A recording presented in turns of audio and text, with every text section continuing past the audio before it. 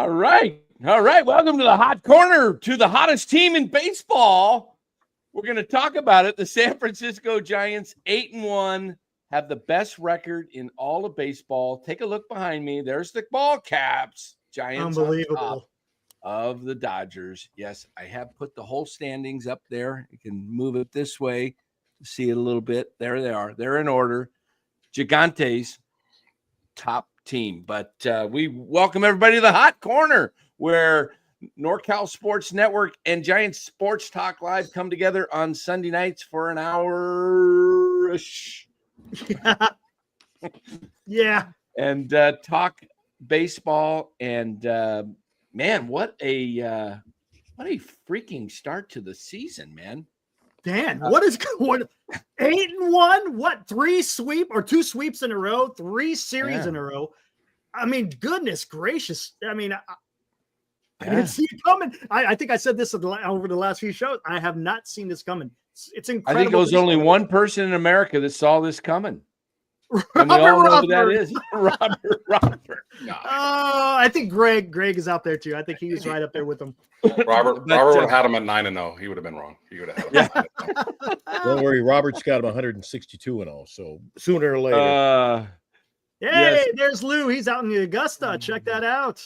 Hey, Lou. Yeah, but hey, is Lou out there? All right, there he is. Yeah, he's out there. Yeah, from Augusta. Awesome.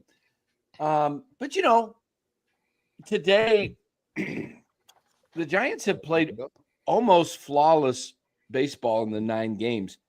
Yes.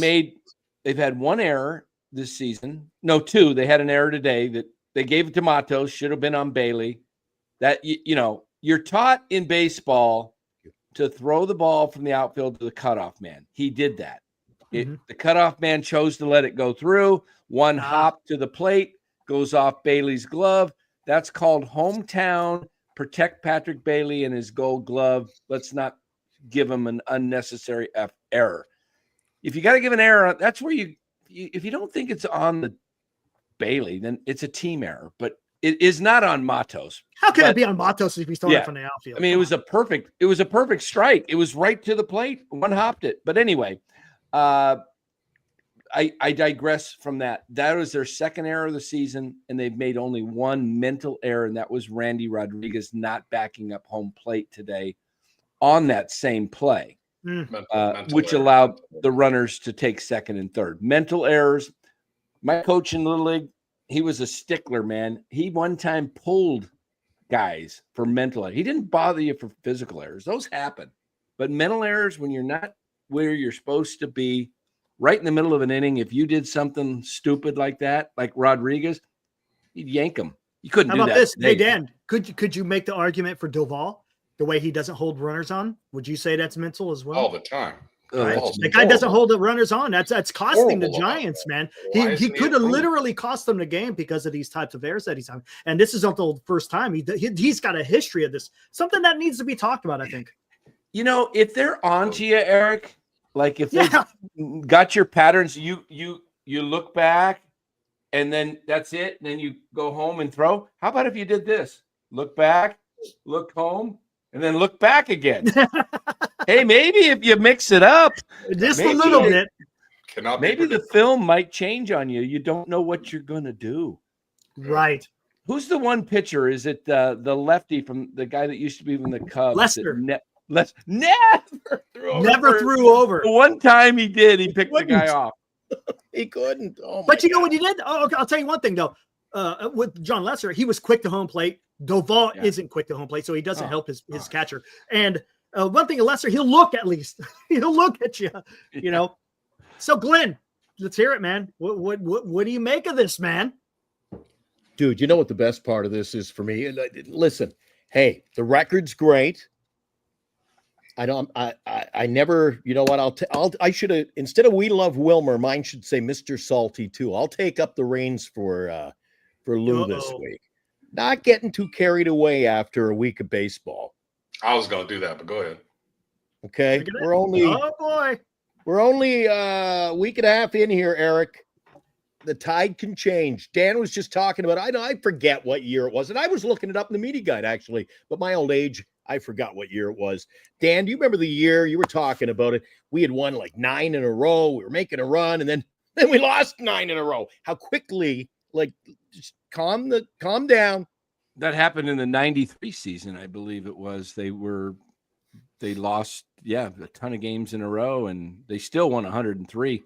It is a long season. I reminded people this afternoon, there's 153 games left. Yeah. 153.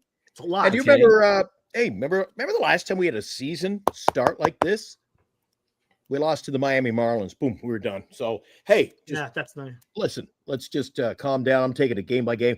The thing that stands out for me is the fact that I've been at Oracle Park. Eric and I did the show live the other day. I don't know if you caught any of that, Dan. That was a blast, dude. I did see some of that. That was pretty funny. Blast. The orange dude, the fans, the orange man, it was awesome. Oh, Orange Man. Oh my God. That was just the tip of the iceberg. But that opening day vibe, they could not have had a better opener to roll it into Saturday and then roll it into today.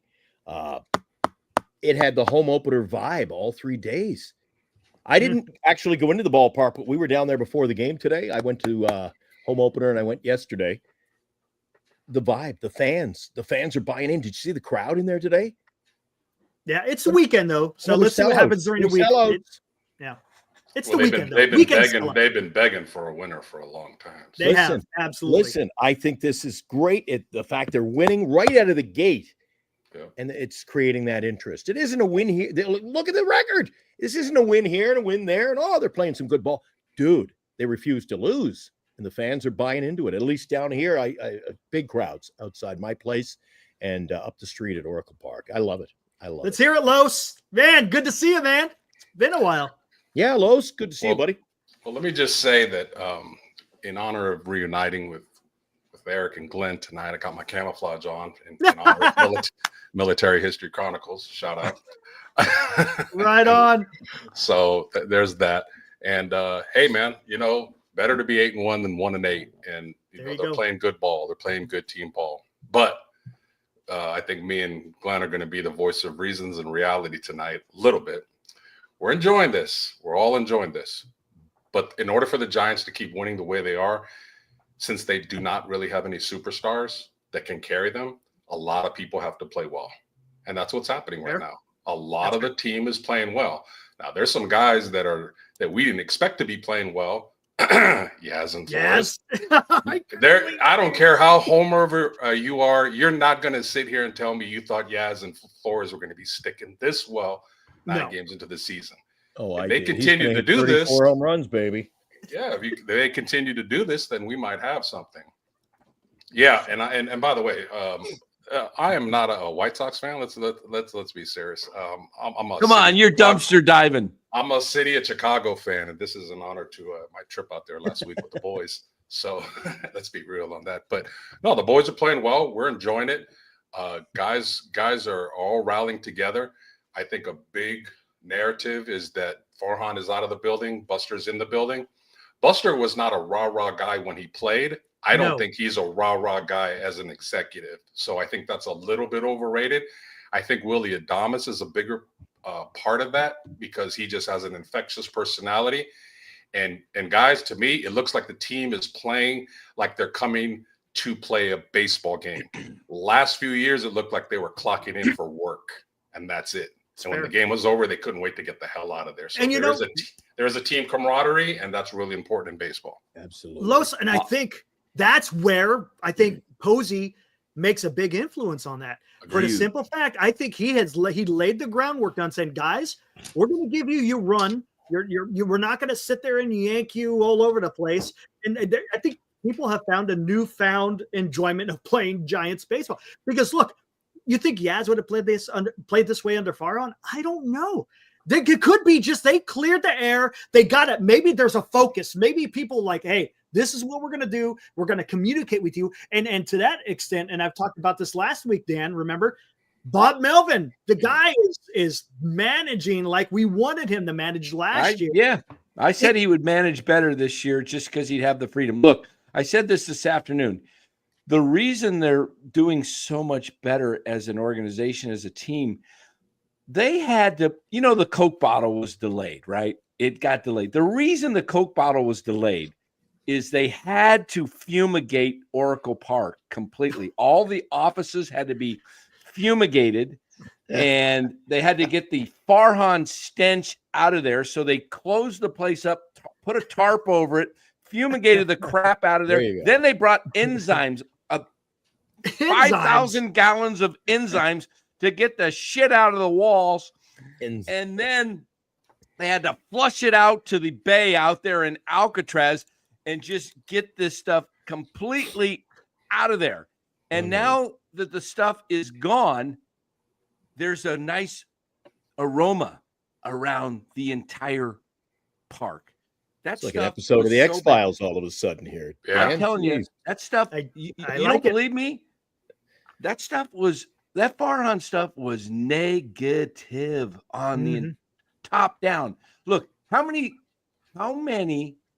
and Glenn will appreciate this since he leads fantasy football or baseball in all transactions. How many transactions have the Giants made this year? Oh, during the season? During the season. 0. Farhan would have had 4 or 5 already. Guys would have been up, down. Yep. And you don't think that has an effect on these guys? True. That's huge. I don't think there's going to be a ton. There's going to be movement. There's going to be injuries, but I don't think guys are going to go up and down like constantly for, hey, we've got a good matchup this weekend. How about if we get the righty Ramos up here for 3 games? Guys know their roles. They know their roles. Yeah. And they know where they're going to, and they know where they're going to be in the lineup. And last week, I mentioned to you this to you off air, Dan. Last week, a reporter asked Melvin after the game, "Hey, in that 9th inning, did you think about hitting Yaz for Matos? Going lefty righty again, because that's what they've been used to." And Melvin was like, "No, I liked how Matos was swinging. I liked his swings today." So being able to see as a manager how the game is playing out today, and not just sticking things in a computer and saying, "Well, lefty and righty, and this guy's hitting a little bit more than this," to get rid of that aspect of things and get back to just like true baseball and seeing it and viewing it and judging it with your own eyes. Beautiful. Nice. Can I ask real quick? Oh, go ahead. I was just going to say this comment. Dean says it's got the 21 feeling, but we definitely got to see more. I like that take, but I think it's got more of a 10, 12, 14 feel because the 16 still had Farhan, the 21 had Farhan and the platooning constantly and all the pinch hitting in the 4th, 5th inning. This team is not doing, they're just playing baseball. And what's the difference, Dan? What happened in 2021? What didn't happen from 2022 to 2024? And what is happening in 2025? Yeah, Buster was Buster Posey. Yeah, don't tell me that there's not an effect there. And Lewis, I got to ask you this question. This is something we've talked about ad nauseum for years. Yep. You wanted to see the Giants run. The Giants are freaking running, dude. Yep. Finally. Isn't that something? I want them to put up a big sign outside Oracle. Welcome to Oracle Park, the home of small ball again. Yeah, dude, I'm telling you, and it does more. Look, and it's more than just taking that extra base. You're putting the pressure on the defense. They're going to make mistakes, and it could pay off, and it has. Look what Fitzgerald did. They walked it off yesterday, right? Because his ass can freaking fly. Right through Williams' stop sign. I love it. A stop sign. The dude, and look, that ball wasn't hit deep, and he still was. He slid before he even got the ball. Yeah, you know what? I kind of like the idea of him going through that stop sign. The worst thing that could happen, you're still tied. Yeah, it wasn't right. You have to put the pressure. I'm surprised Williams with Fitzgerald's speed was putting the stop sign up for him. That's weird, because isn't it? It was 2 outs. Who was gonna come up was who hit that? Adames. So it would have been Lee. It would have been Lee, and Lee's been spinning a hot. But you know what? Everything's got to be perfect to get him. As you notice, he couldn't get the ball out of his glove. He had to take it a second time, and that gave Fitzgerald enough steps to beat it. Did you guys see the thing with Larry on the when we were doing a live stream on that? Nuh-uh. Yeah. Oh, you got to see this. I gotta play this for you. This was Friday, and we were doing a live, and Larry, we were, it was pretty boring the whole game. You're just sitting there talking about, we're doing a mock football draft because it's a 4-hour game. There's so much you can. Oh, that was a long game. You can do. Hold on here. I got the wrong thing here. What did I do here? What did I do? I'll pull it up. But go ahead. I'll pull it up because it was hilarious. What happened? So Eric just brought up the name Jung Hoo Lee. I said on the show last night after I got back late. Dude, last night this didn't happen all last year. It took me 40 minutes to get out of the stadium last night and get home. Nice. That didn't happen last year. You were able to walk around, get the escalator, downstairs, out the door, and home. And Eric was doing the show last night. He's like, better late than never. And I'm like, dude. I would have had to, it would have been a rumble over there, me pushing people out of the way. I got to get home to the show. It was crazy. And one note, Eric just brought up the name Jung Hoo Lee. And I said on the show last night, I do not. And I've been a proponent of his last year when they signed him. Sure. Even after he got hurt, I don't want to hear another. We over freaking paid for this guy. This guy is worth the price of admission. This guy can hit. This guy can field. What the hell? You know what? The people, I'm getting wound up tonight. It's early. The people who bitched and complained, we're overpaying for this guy. They'd be the same people that if he was doing this right now in an LA Dodger jersey, would be saying, we didn't go out and pay enough. So it pisses me off. We got a great player, embellish it, relish it, and live with it. There. Yeah, there we go. All right, let me show you this. Let me show you this thing. Exciting ball. He's an exciting player. The beer now. Here's this thing from yesterday or Friday. Slam the beer now as a motivational thing. Should I slam it as a motivational? Sure. You might not get a chance to slam it. Here we go, everybody. Look at this. Adamas is going to come through now because Larry has 3, 2, 1. Let's get the foam. Got to get the foam. There we go. I did what I can do. I can do no more. There it is. There we go. Oh, yeah. Here comes the throw. Hey! Willie Oh! Thomas. Yes. Nice. Hey, that was great, but nothing beats Monster Slam.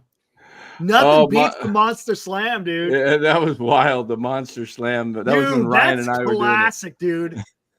Hopefully that'll happen again this in the playoffs. Hopefully the Warriors can make a deep run this year. You guys agree with me in the last few years, whether we won a few games or we lost a few games, it never seemed to be, there was no relevance to this ball club. Remember a few years ago, we had players, they would lose 6 in a row and they were in playing cards. It didn't matter. Look at the reaction. Adamas seems every play he seems to be he's yelling at, he's joking He's in around the middle of Rodriguez everything. today. Yes, he is. Very He's good. carrying on with his own team. He's waving at the fans. He seems, and he said it, and Eric and I used to say in the pregame the last, leading up to the year, the players know how to play the game, and he's got to say what he's got to. I think he's genuine. He's so happy to be here. And they showed on the highlights. I think it was ABC 7 last night. Obviously, we weren't privy to it, but they showed on the highlights. They opened the doors, and he was the last man after doing the interviews. And you think they were playoff bound or in the World Series or something. They were going crazy. Everything but the champagne in the dressing room. Isn't this? I said to Eric, when was the last time, guys, you were able to do a show like this and it was this exciting? I don't think we've ever had it. We haven't, Eric. We only been doing this since August. Right? As long as we've been doing this, it's never been. No, there's never been nothing to get excited about. They do, as Aaron says, have an identity now. They have more of a real identity. You have, you got it there. Go I was hitting it. Put that back up there. I don't know where it went. Okay. I think this team, because of leadership, it starts at the top with Posey. He knew what he wanted. He went out, and you notice he didn't wait around for Adamas. No, day before the winter meeting started. Day before the winter meeting. He signed Adamas, and we were like, okay, Now, we thought more was coming, but they had budget constraints on the team. So, but they got Chapman, and, I was kind of like, 6 years, that's a lot to pay the guy for 6 years. And I still think it is. But you know what? If you get 3 or 4 good years out of him, who really cares? It's not my money. Right. It's like, if you want to give him, but I'll say this, I was wrong about Chapman when they first signed him. I've never cared for him as being a clutch guy that comes through. He's obviously going to come through with runners in scoring position sometimes. Otherwise, if he was 0 for eternity, he would not be playing. But I don't know if you guys can hear it right now. Lake Getaway, the Seattle Mariners buses are going by with their police escort right outside the window here. Oh, seriously? Yeah. The sirens going, and they're just getting out of town. The game ended like hours ago. Yeah, they go slow right by here till they get up on what is it? You sure that's not just some San Francisco disturbance going on? It might be. It might be. I don't know, man. But I was saying about the thing about Chapman.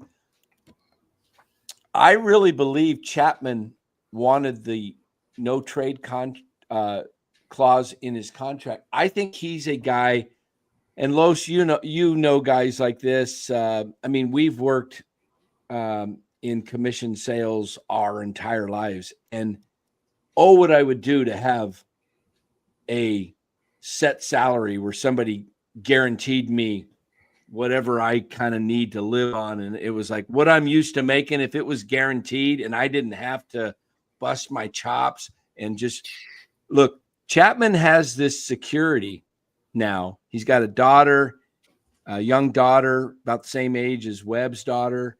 And he seems to me like he's grounded.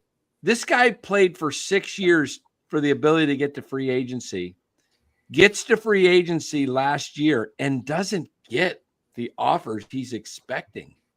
Has to sign 3 one-year contracts with the Giants, and then was going to opt out, and the Giants signed him. It's like he finally, you play baseball obviously because you love the game, but you're also doing it. It's a goal to become financially set for life. If you're one of those, I mean, look, we just saw Jerks and Profar cheat to get 42 million, right? Yeah. And it paid. Hey, he's set. Otherwise, the dude probably would have signed 2-year contract for $4 million. Now he's got 42 and he's got the shame, but he's got $42 million. Who cares what everybody thinks of him when he's gone? This guy's got $42 million guaranteed. My point is, Chapman has this money and he's got settled. He loves the manager. He's starting to feel like. So you're telling me he's playing loose. He's playing loose because he's good, or like he's good with money. And some guys, that opposite happens. They don't. I was just gonna say that. You got guys like Anthony Randone, right? That just don't even care about. They just take their money.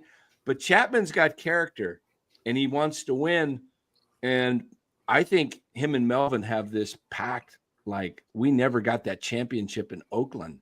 Let's get one here. I think and that's why Chapman, wanted to be here with Melvin, and the Giants have the history. Now that Buster's back, it would not shock me to see the Giants win a title in the next 3 years.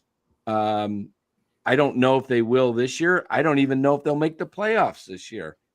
Just because they're 8-1, there's no guarantee that they're going to make the playoffs. Odds makers still say they won't. Well, look at the other day. It was just, 2 days ago, Eric? We were looking at the standings. I go, holy shit, Eric, they're 6-1 and in third place.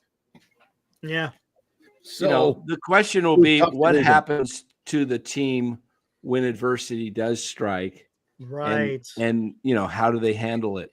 I mean, bottom line is, everybody, we're not the embarrassment of the baseball anymore. The team is moving upward. If they play meaningful baseball, as far as meaningful baseball is being in the race, right? I mean, you just want to have a shot. And they're playing fundamentally sound baseball, which is more enjoyable to watch. You've got how many guys you got on this team you think that like you enjoy watching now? I can think of 4 or 5. Mm-hmm. I mean, just about everybody, Dan. Just about everyone. Yeah. I mean, but I love watching Adames. Chapman, I love watching him in the field. Ramos, Lee. Jung Hoo Lee, dude. Let's talk about what a series he had, huh? Holy shit, dude. He looks faster this year. And he does. Definitely getting better reads off of pitchers to be able to. And you know what he's doing? He's got that Ichiro stroke going on. He'll go the opposite way. He'll also get some line drive. Man, that one that he sailed over into Triple's alley, that was an inside the Parker. That was Good inside point, Eric. the Parker, man. Good point. And it's not just him. Look at Wilmer's hit, a game winner today. Opposite field. Yeah. Look it's at the opposite Ramos hitting. approach. Has anyone noticed Ramos with 2 strikes? He'll take go it to the opposite field. way.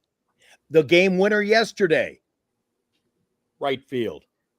It's awesome. I love dude. it. I just what have I said? What have I said for years? This team needs how this team needs to hit at home. They need to hit at home in the alleys and doubles and singles. Yes. And move people around. They're not going to out homer teams. I said they needed to get contact hitters. Keep moving the line. And now it's not just Jung Hoo Lee, it's Chapman. I don't know what Chapman's doing, but he's like going the other way. The whole team is like got a very different approach. So hey, Pat Burrell, that's a guy that we were definitely hard on. Like, what are you teaching these guys? You weren't right. We were saying that the last couple of years. Like Pat Burrell, you were no 280, 300 hitter. You were 230 hitter your whole life. What could you possibly teach? But whatever he is saying, or maybe some other people are, it's working because they have that new guy. What's his name? The approach is great. And that's how they have to hit in this ballpark. They have to hit this way in this ballpark to win. And what about Matos? I thought Matos had a decent game, right? Very Matos is looking well. Yeah. And I like what they're doing. You see what they're doing? They're getting him some playing time. If that the first time he had his game, he Yaz took the bench. Today they gave Ramos a day, but they got Matos out there. They're having Koss come out there and play second base. I wouldn't be surprised if we see Schmidt again out there in second base here in the distant future. Damon Minor. Thank you, Mike. Sounds like I just love what they're doing. Tuesday night against the Reds against Lidello. There you go. That's probably what. But I like what they're doing. First base. But what Melvin is doing is he's giving them from the very beginning. They're not a late game substitution. They're starting the whole game, and he's going to run with them until the very end when you have to, maybe get an opposite bat in there. But yeah, it's awesome to see. It's refreshing right now. And like Adames Dan said earlier. Sorry, yeah, Luke, Los. Go ahead. Earlier, Dan said about playing that shuttle game, and here we're only a short time into the season, but how many moves? I like the fact that to piggyback what you're saying, Eric, he's doing that, but he's using the players he's got here, the bench. He's integrating the players he's got to work with, and not doing this. Well, we got a Matos in the bench, but I gotta, the computer says we got to bring so and so up. Isn't it? It's just a completely different situation we're dealing with here. It's kind of like, geez, I don't know I don't know how to deal with this. This is an entirely different brand of Giants baseball we're dealing with, and I love it. And that's all we can ask for is they've taken another step. They've like Dan said, they're playing better. They're not contenders yet. They got to do it for a longer period of time, but they're out of purgatory. They're out of the bottom tier. So one step at a time. Keep playing good ball because they're going to be playing some better teams in the coming week. They are. Oh, tough schedule coming up, buddy. Yeah, coming up Yankees after the Reds. They've got Yankees, Phillies, and then Angels on a 10-game road trip. But one of the things I really like about this team, and I saw it today, is Matos hadn't been playing much because Yaz is playing well and they're facing right-handed pitchers. But he found a way to get him in there. Wilmer kind of cooled off a little bit, on the, couple games he hadn't been getting some hits. And so he put Wilmer on the bench as the guy to come in the ninth and win the game with the walk-off. But Matos got in as a DH. We saw Ramos as Matos in left field. Ramos DH'd. Okay. Look at how many DHs you can do. You can You can go, well, practically anybody. Just think about it. You can, but what I like about that and not having a set DH, a guy like, I'm not going to use Ohtani because he's, the exception, but a guy like the guy that the Twins had for years, Cruz, the 40-plus-year-old that can't do nothing else but swing a bat. That's it. That's all he can do. Like in Ohtani, if you said, last year he had the elbow problem, but if you said, hey, you got to go out and play right field or left field, he could do that. Could you imagine sending Cruz out there anywhere on the field? But this team does not have a set DH. So what that does keeps guys fresher. He can move guys around. Let's say he wants to give Matt Chapman a day off completely, put Casey at third. Or let's say he wants Chapman to just get off his feet. You saw what he did to his palm today on that beautiful dive. He scraped it up on the dirt. Let's say he just wants Chapman to hit. Casey, go play third for the day. Get back, keeping guys fresh. You watch. Casey Schmidt gets 15 starts this year at third base. Christian Koss, if he stays on the team, he'll get 10 starts at short. And Adames will either take a day off or DH that day. And that's how you keep guys fresh. And don't forget playing the long game. Don't forget Encarnacion's coming back and what's going to happen. Yeah, he was the DH coming out of spring training. Let's be real. He was swinging well, and he was a presence in that lineup. He got hurt, and all of a sudden that opened the door for Flores, and Flores is not giving that DH job back anytime soon. So that's a good problem to have. Another guy, and he's a great problem hitting to have. guy. Yeah. Now you develop depth, and if you need to make a move and add, let's say you say, hey, we need a top left-handed reliever, or let's say Fitzgerald's just not getting the job done at second base. He's not hitting for average. He's striking out a lot. You say, hey, man, we need to go get ourselves a solid 275 hitting second baseman. You got more people to do that now. So it'll be a very it's a good problem. Always better, as we say, to have too much than not enough. We do need to discuss a red flag that is still existing on the team, that has existed for the last few years. Swing and miss. That is that the starting pitching is not going deep in games, and we're all feeling great right now. But if you keep using Randy Rodriguez every other game, his arm's going to fall off by July. Correct. These starters, other than Webb, have got to start going past 5 or 6 innings. Otherwise, we're going to be feeling good in April and May and June. And again, that bullpen is going to be taxed too much, and it's going to, cause a little bit of a swoon. So hoping that these guys can go a little bit deeper. Verlander has obviously done it before. We talk about him being 42. He's still hitting 96 on the radar gun. It's just the last time he got into trouble because his location was not quite where it was. But Verlander's a guy that has done it before. I think Hicks throwing a few more. And by the way, man, he got squeezed today. Good. The home plate umpire was atrocious. Wow. On both sides, for both Seattle and for the Giants. He had to throw about an extra 15 to 20 pitches. I know, right? And he was getting frustrated. Kruko picked up on that. He's a pitcher. So, but I think Hicks can do it. He's bigger, he's stronger, and he's relying on a sinker more to, get quick outs instead of having to strike everybody out. So I think Hicks could potentially go a little bit deeper in the games. I don't know about Landon Root. I think that fifth starter is the one that's always going to be in the 4 to 5 inning range every single time, and it's going to be a bullpen game. So that's a concern that I think hopefully can get better. I was just going to ask you, what do you guys think of? Well, Too before we get to that, starting pitching. Yeah, that too, Glenn. Are you guys satisfied with the rotation right now? I mean, yesterday Ray, he went 6 innings, but boy, he walked a lot. And then look, the Giants lineup, you don't see that too often, where the lineup actually picks up the pitching. And that's something that's different, because usually if we have a bad pitching day, usually it's going to be a bad day for the Giants. I mean, what do you guys think? Verlander, his first outing was decent. Second outing, 2 1/3.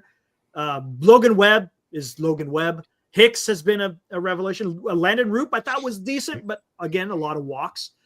I mean, guys, talk to me. What do you guys think about the starting pitching? Are you okay for now? I'm okay with it, and I think that as much as there's some tweaks maybe, and there's going to be every team is going to have bumps in their bullpen. Bivens kind of scared me the last couple of his outings.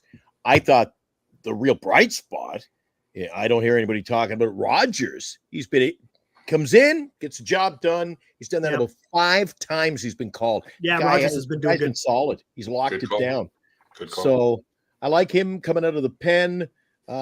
Never going to be a big fan of Verlander. You guys, everybody shit on me for talking about signing a 35-year-old Sagano, and then they're all jumping for joy when we sign a 42-year-old Verlander. So hey, I can't make hide their hair as some of the fans and their choices, but I don't know. I've said to Dan several times on our Sunday night show, Dan, I think you agreed with me that this team is this pitching staff, especially pitching staff, is just one injury away from like imploding. Yeah, they're not a deep team.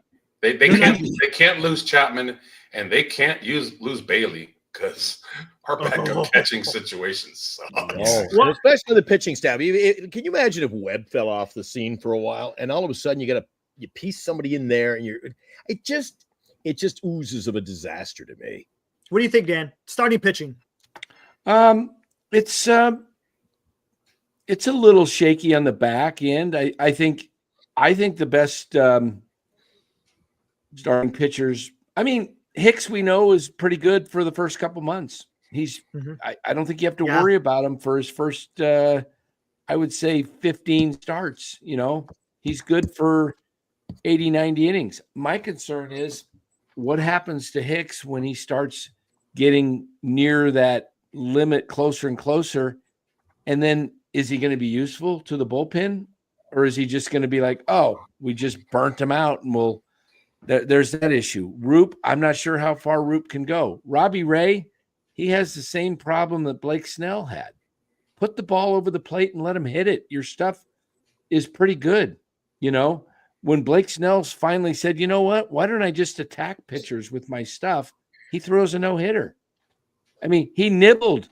Blake Snell nibbles around the corners. And screw Blake Snell, man. I told you about that clown. I told all of you about that dude, man. He's all about himself and getting paid.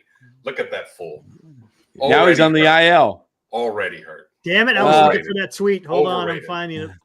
Yep. I think Birdsong is going to take over that 5 spot for Birdsong, man. Point. Yeah. I think Birdsong's the guy. I'm surprised he didn't get the gig. I think he had something wrong with his nail or finger or something. But I think he's going to take that job from Roop at some point. It's been a short window for him, but he's done everything, whether it's out of the pen or as a starter last year. He's done everything they've asked of him. Mm-hmm. Look at that. Shoulder inflammation, Mr. Blake Snell. Why's he got gold on him? He didn't get nothing. Right. They should have just put gold on the guys that were there. They should have put an orange Dodgers. You know what? Right? You know what? I love it. Here you guys are talking about Snell and kind of he's about himself. Aren't you glad he isn't? We were talking about it earlier. You guys were bantering it about. He really doesn't fit the mold of this 2025 team, does he? Maybe that's why they didn't want him. He doesn't fit in with this the way we've started. And the attitude, it's the opposite, really. He is a me guy. Not a team player. There you go. Glenn, I was really hit that like and subscribe, I was everybody. on an island not wanting him last year. I really was. I got beat up so much by the chat. And he had a nice. I wanted Corbin Burns. He had a nice 6-week run, 8-week run, but exactly. He won 3 games last year for $30 million. Exactly. I think the one he's on. I mean, the guy's great, but it's too much drama. I just don't think he's a team guy. I think he doesn't hang out in the clubhouse. That's a great call. I think getting rid of him in some ways, you would think on paper would not be a good thing because he can be very electric. But as far as the clubhouse and the chemistry, I think it was a beautiful thing, to be honest. Los, I wasn't one to buy in early in the offseason. A lot of guys in our chat, I think Eric, you were pretty behind them, saying that it's going to be all about the infusion of the attitude that Buster is going to bring to this team. And I thought, and I don't know how you guys felt. Really? I mean, they added Verlander, but really they added one player to this team. And look at the difference. So I've had to tip my hat and say, maybe I was wrong. I mean, the infusion, aren't they? They're just playing like a bunch of young guys, aren't they? Yeah. And Snell said he wasn't even offered a contract by the Giants. So Right. Yeah, I think Buster kind of like talked to people in the clubhouse, found out how Snell was. Good. And he was like, no, you know what? Go ahead, leave. I don't care. No, there's something about building a team that is full of high character, where guys mesh together, play well together. It really is a big thing. That's why even in my fantasy football, I pick up a guy who's on the IL just for camaraderie for the locker room. Hey, Ryan makes a good point here. I like what you're saying, Ryan. He goes, I still really like Snell's personality, but he is 100% an individualistic person. Definitely not the mold Buster wants. That's why he wasn't contacted by the Giants. Bingo. Summed it up. I really think, guys, that you brought up, these different players and these things that Posey picked up, and he probably had a plan. Then we were all kind of frustrated in the offseason. What are they doing? Why are they not going after these guys? And he has a plan of a type of individual that's moldable. You look at these guys like Birdsong and Hicks and Roop and all these guys on this pitching staff. They're moldable, and they're going to listen to the coaches. You don't think you're going to listen to a Hall of Fame former catcher that's going to be in the Hall of Fame, and he's your boss's boss? Right. He's basically Melvin's boss, and he's a catcher, and then you got Bailey that's starting to step up into that leadership role. And guys, they're doing things together to build team unity, and that's important. So yes, you live with these guys for 6 months. You better like most of them. Dan, we saw it the first day we went out for practice. We saw Verlander behind the cage, talking with Webb, talking with Ray, talking with Birdsong, and Snell got in the camp late.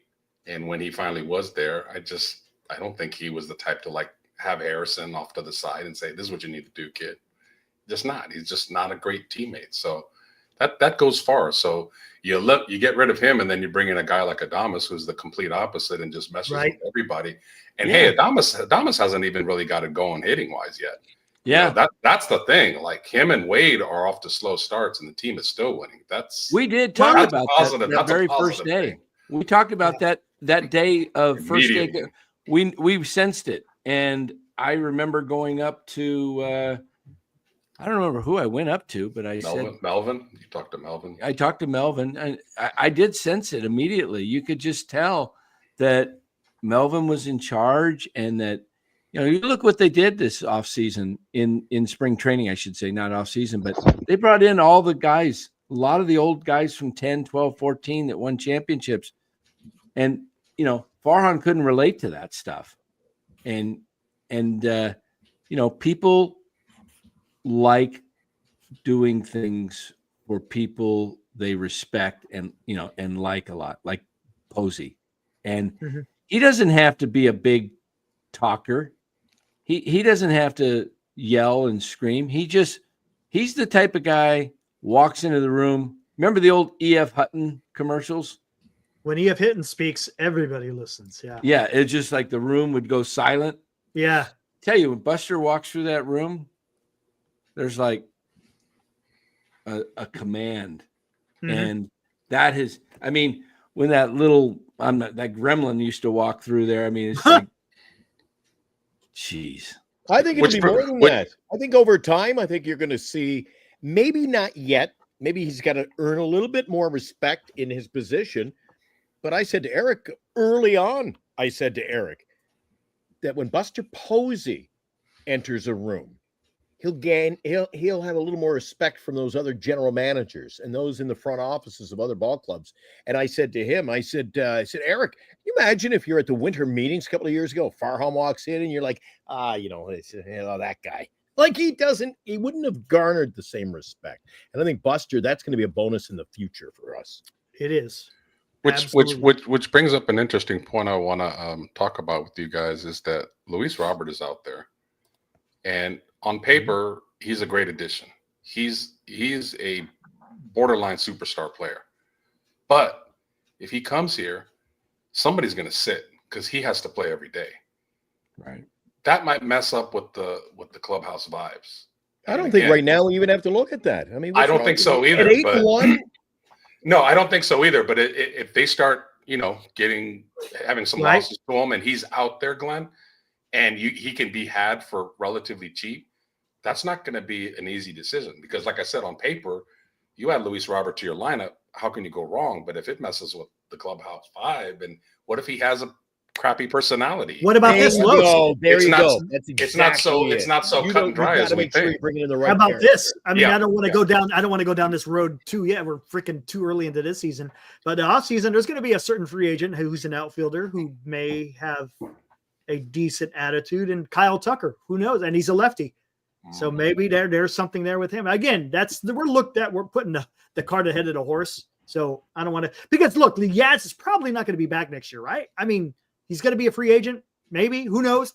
Man, who knows? That guy has 9 lives. Man. I tell you what, before we get to the strikeouts, true. What do you think of Huff being the backup? Would you rather see Max Stassi in there? I think I'd rather see. Look, here's the thing. Real quick. So Huff, I think the reason why they got Huff is for his bat, but his bat isn't playing, and he's not exactly the best catcher behind the plate. Stassi isn't known for his bat, but we all know his glove is going to play. He's known as a defensive catcher. So I think I'd much rather have Stassi than Huff at this particular time. It's early, but what I'm seeing with the bat from Huff, I'm not impressed right now. No, I don't know how it played out on television the last few days. He got the start last night, Eric. And I tell you, he looked like a boy playing with men last night on the field, man. He in the box, and he got an at bat. He had a solid at bat, just didn't get the job done on opening day. But he looked out of his element on the field. One guy stole a base on him last night, Eric, and I mean he couldn't get the ball. It's just so poorly thrown. He had a bad game, and I'm never one to say after you watch a player one game and call it his career, but he did not look comfortable, and he did not fit in there last night. Don't know what you guys picked up from watching on the tube, but it looks out of the element. He looks overmatched. Backup catcher. He's good. He had some good years hitting with Texas in their farm system. He was a top 100 prospect at one time. Yeah, but big difference between hitting in the farm system and hitting at the major league level, Dan. Oh, yeah. Can we get Joey Bart back here? And you guys keep skirting it, and I keep saying too many Ks. The only thing I see from last year what did they strike out 17 times on the road there one game? I'm like, oh no. God, how many did they have today? I didn't even pay attention at the box score. Cut that down. It's killing me. Yesterday wasn't bad. I don't know what it is today, though. Here, let me bring up the damn box score. Did they strike out a lot? I really didn't pay attention, to be honest with you.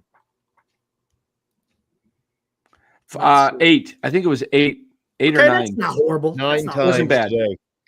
9 Ks. Wasn't horrible. No. 9. Hey, we got just stay in the single digits, man. We got this super chat over here. Yeah, go for it. Yeah, Gavin Butcher. Thank you, Gavin. And he says, so Doval losing the save, allowing the run top 9 concerning? Already, did you guys touch on this? Not really. Or was at the game today? Kid wanted to slide twice. Slide. The slide, the left field slide. Cool. Yeah. He's not the closer. If he was the closer, I'd be a little concerned. He's only in it's just Walker had pitched 2 days in a row. What is concerning is what Eric brought up earlier is that guy still can't hold people on. Like that's at some point you need to fix when you're not doing something well, you got to correct it. That's your job. Is it his personality?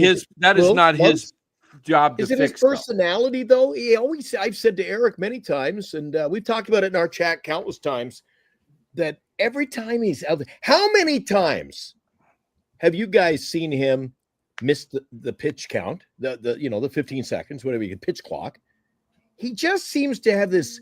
I said, Eric, he is like the employee I would fire first for he has a nonchalant attitude. Maybe it's his personality, but he just seems to, he doesn't run out. How many times I've seen it last year? Ground ball to first. Oh, wait, I can't throw it to first because Doval's not there. And then he's missing the pitch count, I keep calling it the pitch counter, the clock. Do you think it's his personality, or is he just a nonchalant player? And oftentimes, bad plays, just kind of like, it looked just like he was just here to collect a check. Oh, yeah. Wasn't it Robbie Ray, too, that had a ball 4 on a pitch clock violation last night? Was it? Did. Yes. It had something to do. He stepped off, and it meant the catcher. He stepped off. The catcher had to go out, and he didn't. So it was an automatic ball, and it was on a full count.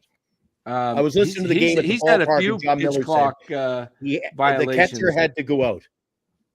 He's had a few pitch clock violations. But this thing back to Doval and his issue with holding runners on, it is his problem, but it's not entirely his problem to correct. That's a coaching issue. Coaches have to get with Doval because he's probably blind to it. He probably doesn't realize I only look back once. Dan, it's not a rookie season. I just you're think a professional player. He should know. But somebody's got to tell him, look, coach him up. He's still. Oh, agreed. Steph Curry still gets coaching tips and takes them. My goodness, he's got to look and say, watch the film. Every time you look back, you never do it again. Change it up or you're not going to be pitching. And he doesn't. I call him the cat with like 29 lives. There's more excuses for that guy. The problem with him is he's also slow to the plate. So you got those two problems. That all You're already has to be worked on. That's where you take on the side, and you've got to teach these guys on the side. Look, here's your motion. You got to start winding up with 3 seconds. Speed it up. Instead of waiting till the last second, change it up where you're pitching. You get it in your habit where you're throwing with 3 seconds left. And that way, if you're off a little, you still don't lose out. Coaching has to correct this. I tell you what, don't know why is it coachable? Because we're talking, this is going on 3 years. Yeah. They're either not coaching him correctly or he's not listening. Bottom line is, if he's not listening, then why is he there? Then he doesn't belong. He's not on my team. Right. He can't be in high leverage situations. He needs to be in the 6th and 7th innings because the scouting report is out on him. Like 100%. He's so locked in when people are on base that they know and they time him perfectly. Like, does he have options left? Ooh, because he got sent down last year, man. If that dude is not doing what I'm telling him to do, and he's constantly putting the team in a bad situation, I'm sending his ass down. I'm sorry. You know what? After last year, go learn it in AAA. Can you imagine? That was around the trade deadline. Can you imagine being the closer of the closer who has this new light show, and you're the guy in town? Yeah. And at the trade deadline, they're sending you to AAA. I would have done whatever the hell it took to get back. They said he listened and he came back with a good attitude this year. I do think he's a guy that doesn't get like a lot of emotion. He's pretty demeanor. He's got a pretty calm demeanor, which I'm okay if that's who you are. You can't fake. You know what, Dan? Don't you want to get a guy out there who's ready to shut the door? Where's Al? Well, absolutely. What I'm saying is Robosky. Yeah. I'm just saying you can't change a guy's personality. If that's who he is, that's who he is. You just got to coach him up to be better at who he is. Hey, let's look at it this way too, because what we don't know is maybe this is how he handles stress. Maybe he slows down when the pressure's up. Maybe he just slows down, and that's just his makeup. And that could be, I mean, because this is so obvious, right? That it's got to be something deeper than just, hey, dude. What do you think, Lou? Or I keep calling him Lou. L. What do you think, Los? Sorry, buddy. No, you look good for Lou, by the way. So that's a bonus. Hopefully a slight improvement. I love So what do him. you think? Well, I mean, I think he's a creature of habit. I think as long as nobody's on base and he can go into his little, mini windup that he does when he gets in the stretch and he looks at the pitch clock and he's got too many things. When he's thinking about too many things, I think he freaks out and panics. Correct. And we got to remember in 21, when we won 107 games, he was the closer and Posey was his catcher. And that first game against the Dodgers in the playoffs, he was lights out. We were like, wow, this guy's nasty. That was 4 years ago. So I know he's been told by the coaches. I know he's been told by pitchers. I know he's been told by his teammates. And it doesn't matter. He's just locked into trying to get the guy at the plate out. And the guy on base is not a concern. But you can't do that as a relief isn't pitcher. this just the third year? They didn't have the pitch clock in 21. No, I mean, but as far as him being up in the big leagues, he's been up since 21. Yeah. Yeah, the pitch clock's been around since what, 22? 23? Is this the third year of the pitch clock? I think so. Or is this the I think I think that really messed up some people more than others. Yeah. So I think it's I think it is messing with him a little bit. He has gotten better, but I think the biggest thing with Doval is the holding the runners on and getting his delivery quicker to home. I don't know. Yep. You've got to be able to work and change that. I don't know. And he gets beat with his slider a lot. He does. He falls in love with his slider. Like if he would pinpoint his fastball on the outside part of the plate, you're just not hitting that. I mean, you have to go the other way and maybe you find a hole, but you're not going to square that up. So I'd like to see him rely on his fastball. That's the one thing. If I had one, nobody's perfect, right? Buster's about as close to been perfect as there's been. It's the one thing I wish Buster would have not given in to Doval in Game 5 against the Dodgers. Kept throwing sliders. And Doval kept shaking him off. And then he finally go with, and Doval was so stinking stubborn with that dang slider. And Bellinger was just timing it up. And all you had to do with Bellinger was throw that high heater. Fastball up, he would have swung. He couldn't hit it. And why Buster didn't go out to the mound and say, "Listen, dude, you do what I say." Right. It's like there was no pitch clock back there. There was just, oh gosh, that was so frustrating that he just kept hanging that dang slider. God, if he learned a third pitch, if he learned any kind of a sinker or a fork ball or a changeup with that heater, my God, why hasn't anybody worked with him on that? Because he falls in love with his slider too much. But the holding guys on is a problem. I got an idea. I got a thought here. I think who we might see this year coming into the bullpen is the second lefty. What do you guys think? Harrison? No, Carson Wisenhunt. He doesn't have a lot of pitches. He's only got really 2 elite fastball pitches. changeup. Yeah, he doesn't, and you can't start games in the big leagues with 2 pitches. They'll kill you eventually. Well, then he's got to work on it. I don't think they're willing to throw away his career as a starter. But you know what? I would if you need a lefty, I would bring him in, man. I think he's going to be up as a pitch. I think he's the future. You gotta let him play in the minor. You know what? He may not be because look at the pitching staff we have. Verlander's 27 years old. This is the problem. He's long in the tooth. So who's 27? He's long in the tooth. We got a 42-year-old pitcher. Is he that old? Isn't he? I thought he was pretty old. I don't think he's that old. Maybe I might be wrong. It might be Roop who's 27, but he's a little bit longer in the tooth. Yeah, Roop is up there. Because some guys just can't make it as a damn starter, and I would be okay with that. They're doing that with Birdsong, and I would be fine if they wanted to do that. Wisenhunt is 24. 24. Okay, so he's still little, but still 25 in October. Yeah. Okay, so he's still there. He still could be a starter in the future. But if he can't develop that third pitch, then put him in the bullpen. I'm fine with that. Look, Crochet came up in the bullpen, was pretty awesome. He did. He did. There's a lot of guys that go to the bullpen that are starters that become elite bullpen guys. Guys don't come up. Usually guys come up not as closers. They come up as starters and they just couldn't do it and they succeed in the bullpen.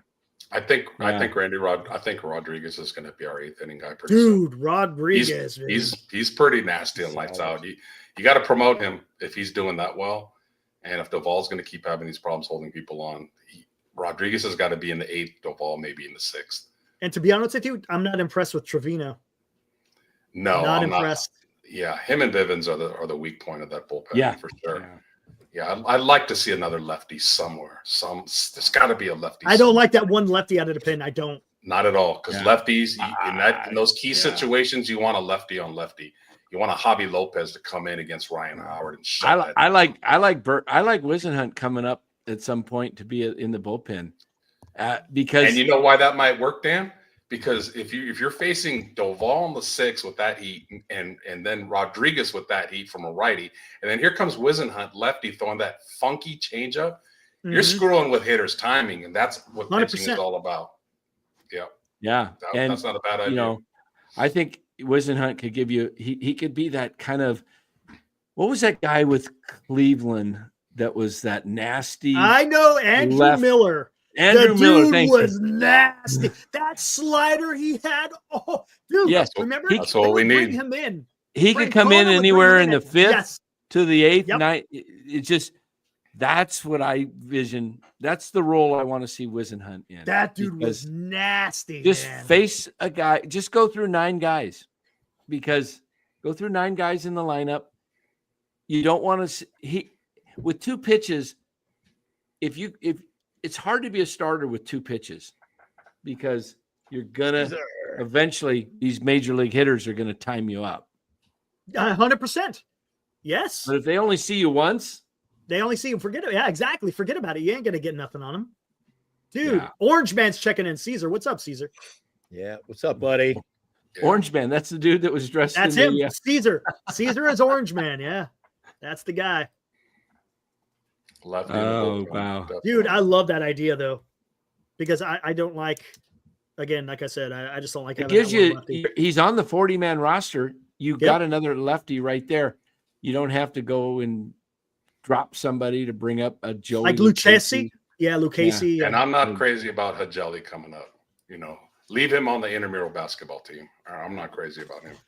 He's okay. As a long man, he's okay. All right. I think he's a guy who's up here only to eat. If you need a long man, look, if you just said it, he's all right. I don't want all right. If you need a guy to eat some innings, I think he did last year. I thought he did okay. Not too bad. He had a good season last year. And I think he's a guy who sits in the bullpen though. And when you're down 7-1 in the 3rd inning, that's your guy.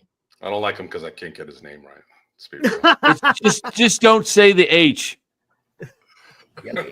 Just like jelly. Yeah, the H throws me off. The first time you saw the back of his jersey, you didn't say Hajeli? Or Elliot? The H is there loud and clear, man.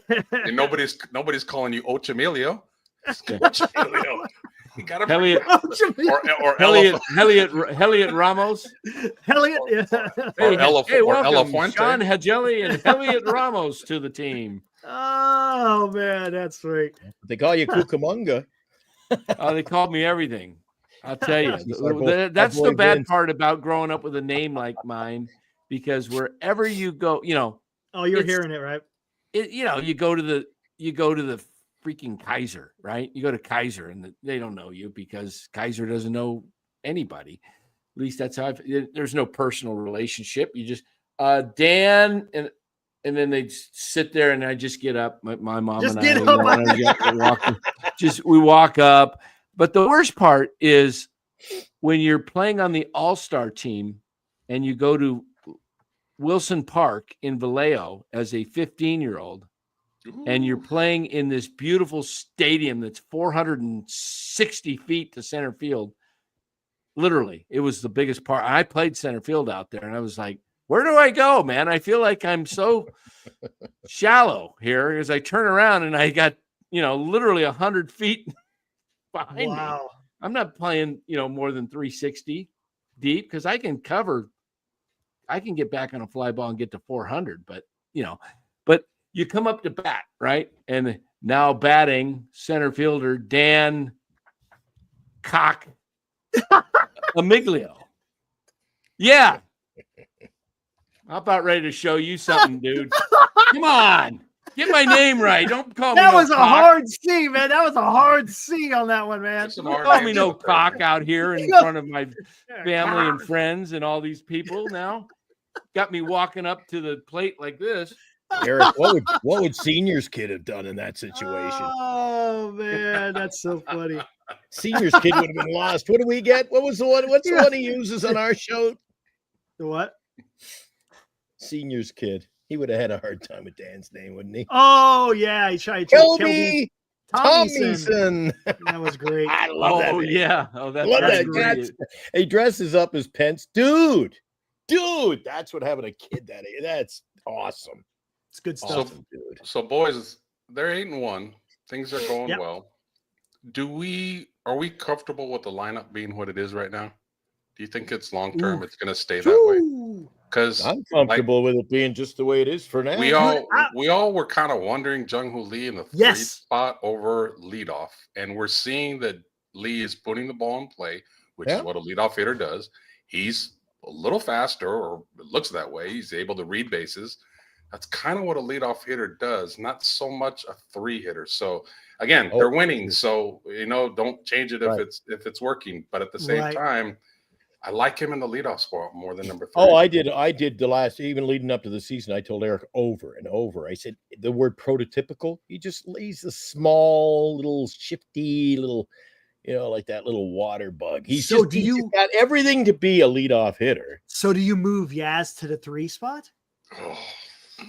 See what I'm saying? You got to break up those righties to a certain Dude, they extent. win with the lineup they got, but isn't it? No, like, we're just look, talking. guys in other teams. Our buddy up in Seattle, he asked me he goes, Wilmer Flores, your hottest hitter, man. I go, yeah, isn't that nice? He goes, yeah, I was thinking about you, but what the hell is he doing batting 7s in the lineup? I go, well, I don't know. We're winning. Yeah. He's I too really like- slow I to really be on like- the base pass with a lot of people That's the sitting problem. behind him. You can't That's put the him. He'll problem. clog I don't know up if Los D was in for the show with you, Dan, or I caught a bit of it. You talked a bit with us in the hot corner when you did a good job breaking down the whole kind of the lineup shift for Matt Chapman and how placement in the lineup can make it or break it for a guy like him and maybe other players. Chapman has hit the best in his career in the 7 spot. That's the highest batting average he has, but you can't put him 7th on this team because it's not deep enough. It's not deep enough. Correct. So, if he was on a Yankees or Dodgers lineup batting 7th, he'd probably, it'd be unbelievable. I kind of like Chapman in the second hole where he's hit 261 for his career. And in the 4 hole where he's batting, he's hitting like what was it last week when I looked at it? It was like 230 something or whatever it was. It's quite a bit lower than batting second. And Adames is the exact opposite. He hits better in the 4th spot than the 2 hole. So to me, it would be, but I don't think they're going to third, change. and Ramos is my cleanup hitter. I don't think they're going to change it anytime so. soon. No, I don't think so either. Why mess with success? Right? Correct. Correct. No, That's what I'm saying. That's why I asked. Do you foresee this lineup being all year long? Because I don't.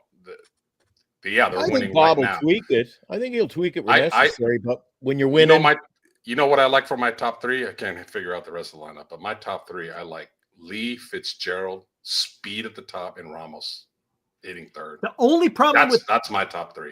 let's talk about Fitzgerald. I love that. I love speed at the lineup. You got those 2 guys, lefty, and then a righty.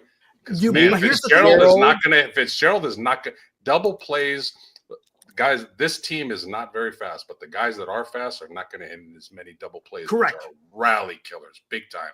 And on top of the strikeouts, like Glenn mentioned, that's not going to entirely go away. So if you have speed to the lineup getting 4 or 5 at bats in Lee and Fitzgerald, I think that's a good thing. I don't like get them on, get them over. Anywhere near the top. Philosophy. I'll tell you what, That's though. it's supposed to be their philosophy this year. Get them on. I always say, get them on, get them over, and get them in. Here's If the you got problem those 2 guys up at the with top. Fitzgerald. Here's the problem with Fitzgerald because he's not getting on enough. And I was talking to Ibrahim, and he made up a great point. Sure, he lays down a great bunt, man, and he puts the pressure on the defense, and he has a lot of success. He's awesome. Problem is, he's not getting that contact. He's still got a lot of swing and miss. Yeah. And I think there's more we need to see more from Fitzgerald with the bat before we can move him up. You know, I Agreed. like the idea of speed. I love it. Agreed. 100%. But that guy, he's going to have to show something as far as being able to just make some contact. Kind of in the same mold almost as McRae, right? Because McRae, he's got the gift, right? But he just Whoa, can't. breaking news. No! Breaking news. Ken Rosenthal reporting Vlad Guerrero Jr. in agreement with the Blue Jays on a No! 14-year, $500 million extension pending physical. What do you mean Wow, pending they physical? He's in your locked him camp. up. He's in your He's camp. there. He played today, boys. Play today. What do you mean pending physical? You're gonna pull a Correa and say, we really don't like this thing. He's got a hangnail here that looks like it might. Not pulling. I hope you're not pulling an Eric Romo. He got me the other day. Oh, I got you. Oh, he got me. You did get him. Yeah, no, this is it. $500 million. Wow. You want me to bring it up? So you said Ken Bring it up. Rosenthal. Ken Rosenthal's reporting it first. I don't know if anybody else is reporting here. No the Jeff deal passing includes yet? no Got it done. deferrals. No deferrals. No deferrals. Wow. Surprised Vladdy did that. Canada does tax you heavily. Yes. Heavily. But good for him. Great player. Look at that. Wipe him off the Holy board for crap. first base for the Giants. Scratch him off. There it is. Well, there goes Breaking. that one. Breaking in agreement. Blue Jays, 14 years, $500 million. Wow. That's actually kind of, I thought he would get more than 500. 14 for 14, 500 for 14. That doesn't sound like it's not in this day and age. It's not I thought he would get more. I thought he'd be getting closer to 6, to be honest with for you. 14 years. Yeah, right. Yeah. Talking 35 million, almost 36 million a year for 14 years. The only thing I'm Wow. concerned about with the Vlad Guerrero Jr., he's hitting the ball well. He hit the ball well last year. He's off to a decent start this year. You talk about a physical. That boy's getting bigger and bigger by the year. Mm. He can't, dude, he'll be a DH. He can't bend over to pick up the ball soon. He's Interesting. not in shape. He's built like a Oh. John Kruk, but about 200 pounds heavier. Jesus. How old is Vladdy? 27? 25. He's young. Yeah. Oh, he's only 25? That puts Kyle Tucker over 500. Do you think so? Huh? Maybe. Maybe he's got more pretty tools. close. He's got more tools, but that's probably what you're looking at for Kyle Tucker in that range. Do we Wow. know Blue at Jays all? they spent some money. I like it. Anybody know how? I haven't even checked up on Eldridge. How's Eldridge doing? down No, there? there's nothing. I think A he's sore been wrist. Has he been hurt? Yeah, sore wrist. He's the sleeper. If he can somehow put it together. I don't and- know, and man. be the Is he? first baseman. I don't know. He's got all the tools, but I don't know if he's gotta- the first. But let's gotta- talk about that. Look at this. Before in the offseason, everybody talking that first he's going to be our first baseman. I said that he's probably going to be our first baseman. Glenn, I think you wanted him to start the season if he showed something, right? In spring Yeah, I training, did. make I him your did first too. baseman. Yeah. Well, you had all this hype. Remember, JT Snow was on Twitter, dude. Oh, can't wait to work with Eldridge. Can't work. He's going to be exciting. Blah blah. He gets to spring training. You hear nothing. He leaves spring training. Talking about JT Snow, and you hear nothing. You hear nothing about the hype over Bryce Eldridge at first base. I don't think first base is going to be the position he plays for the San Francisco Giants. God, where do you put a guy that's 6'7" though? Good, great point. He wants to play the outfield, though. So is he your next Yeah, he does. right fielder? Maybe 35 he's your million a year, fielder. 35.7 a year for Yep. Vladdy. I didn't think he would get over 35. I thought 30 to 35 was his. Really? Yeah, You didn't think? I thought he's he'd get not a more. 40. He's not a $40 million player. No, unless you went 5 years, Mm. something like that. But Gotcha. Oh, by the way, speaking of contracts, Jackson Merrill, Padres locked him up young. 9 What years. do Yes, I- they did. What do I always say? If you recognize a guy that is young, don't wait until his contract is up. Do you give Boston. Elliott, do you give Ramos some money right now? Why not? Or do you wait and have him put up year after year and him costing 40-45 million? Maybe after this year, because he only had. One more He year. almost had a full. Give him one more year, and then He's still lock him got up. a more couple year. more years before he even gets to Geez, arbitration. the Red Sox already Red Sox extended did. that Christian Campbell young did the second same thing. baseman. I Campbell, They love extended a that. long-term extension with their pitcher, Crochet. Crochet, they locked up Crochet. I love that philosophy. Love it. Get him, and you get him. Get him kind at of 10, not only 12, cheap, 13 but million a year for 10 years. Yeah, there you go. in their youth. Oh my Right. God. No brainer. Yeah. But you got to recognize that they are legit. And if Yes. they're not legit, then you wasted $100 million instead of signing when they're older and you're signing them to $500 million. Yeah, D-backs did Carroll too, huh? That's right. Yeah. Brewers did Chorio. Braves did Acuna. I mean, it's starting to be a thing. The Giants need to Ozzy Albies. They did Ozzy Yes. Albies as well. Yeah. So is this philosophy because of a potential lockout? I don't think so. I think it's just getting just a locking them up. good player at a younger Yeah. value. Well, it's not the lockout; it's lock up. Lock up. Yeah. Lock them up. Yeah, Interesting. Jay certainly did 14. Wow. I didn't think 14. Jesus, that's a long. See, after what Pujols played like, I'm always leery, but when you give a guy 14 years. Okay. No deferrals. Is there any opt-outs? Nothing about opt-outs, is there? That's a lot, dude. That's a long time to have a guy in your payroll. I know. And he's going to be what? But I bet you, Eric, if I turn on the fan 590 right now in Toronto, there's no one complaining. Oh, absolutely not. Nobody's complaining. So you know what? The hometown crowd is going to be happy, just If like you we could- would. If we had assigned him for 14 years, again, that's why I go back to I don't know about you guys. You guys have heard it too. I'm sure in your channel, Dan, in the chat, and go back a year and a bit, how they were so on the Giants and Farhan for ink, whatever they paid 30 some for Jung Hoo Lee. They paid We him were- 113. we were- 6 years, 113. And Right. we were hearing it. And I went, this is great. And I kept saying, if he plays well, he's going to be a fan favorite. And you'd be pissed if he was playing for the Padres or the Dodgers. And now, of course, the same people are just ridiculing the Padres. God, he's the greatest thing. He's the grandson of the wind.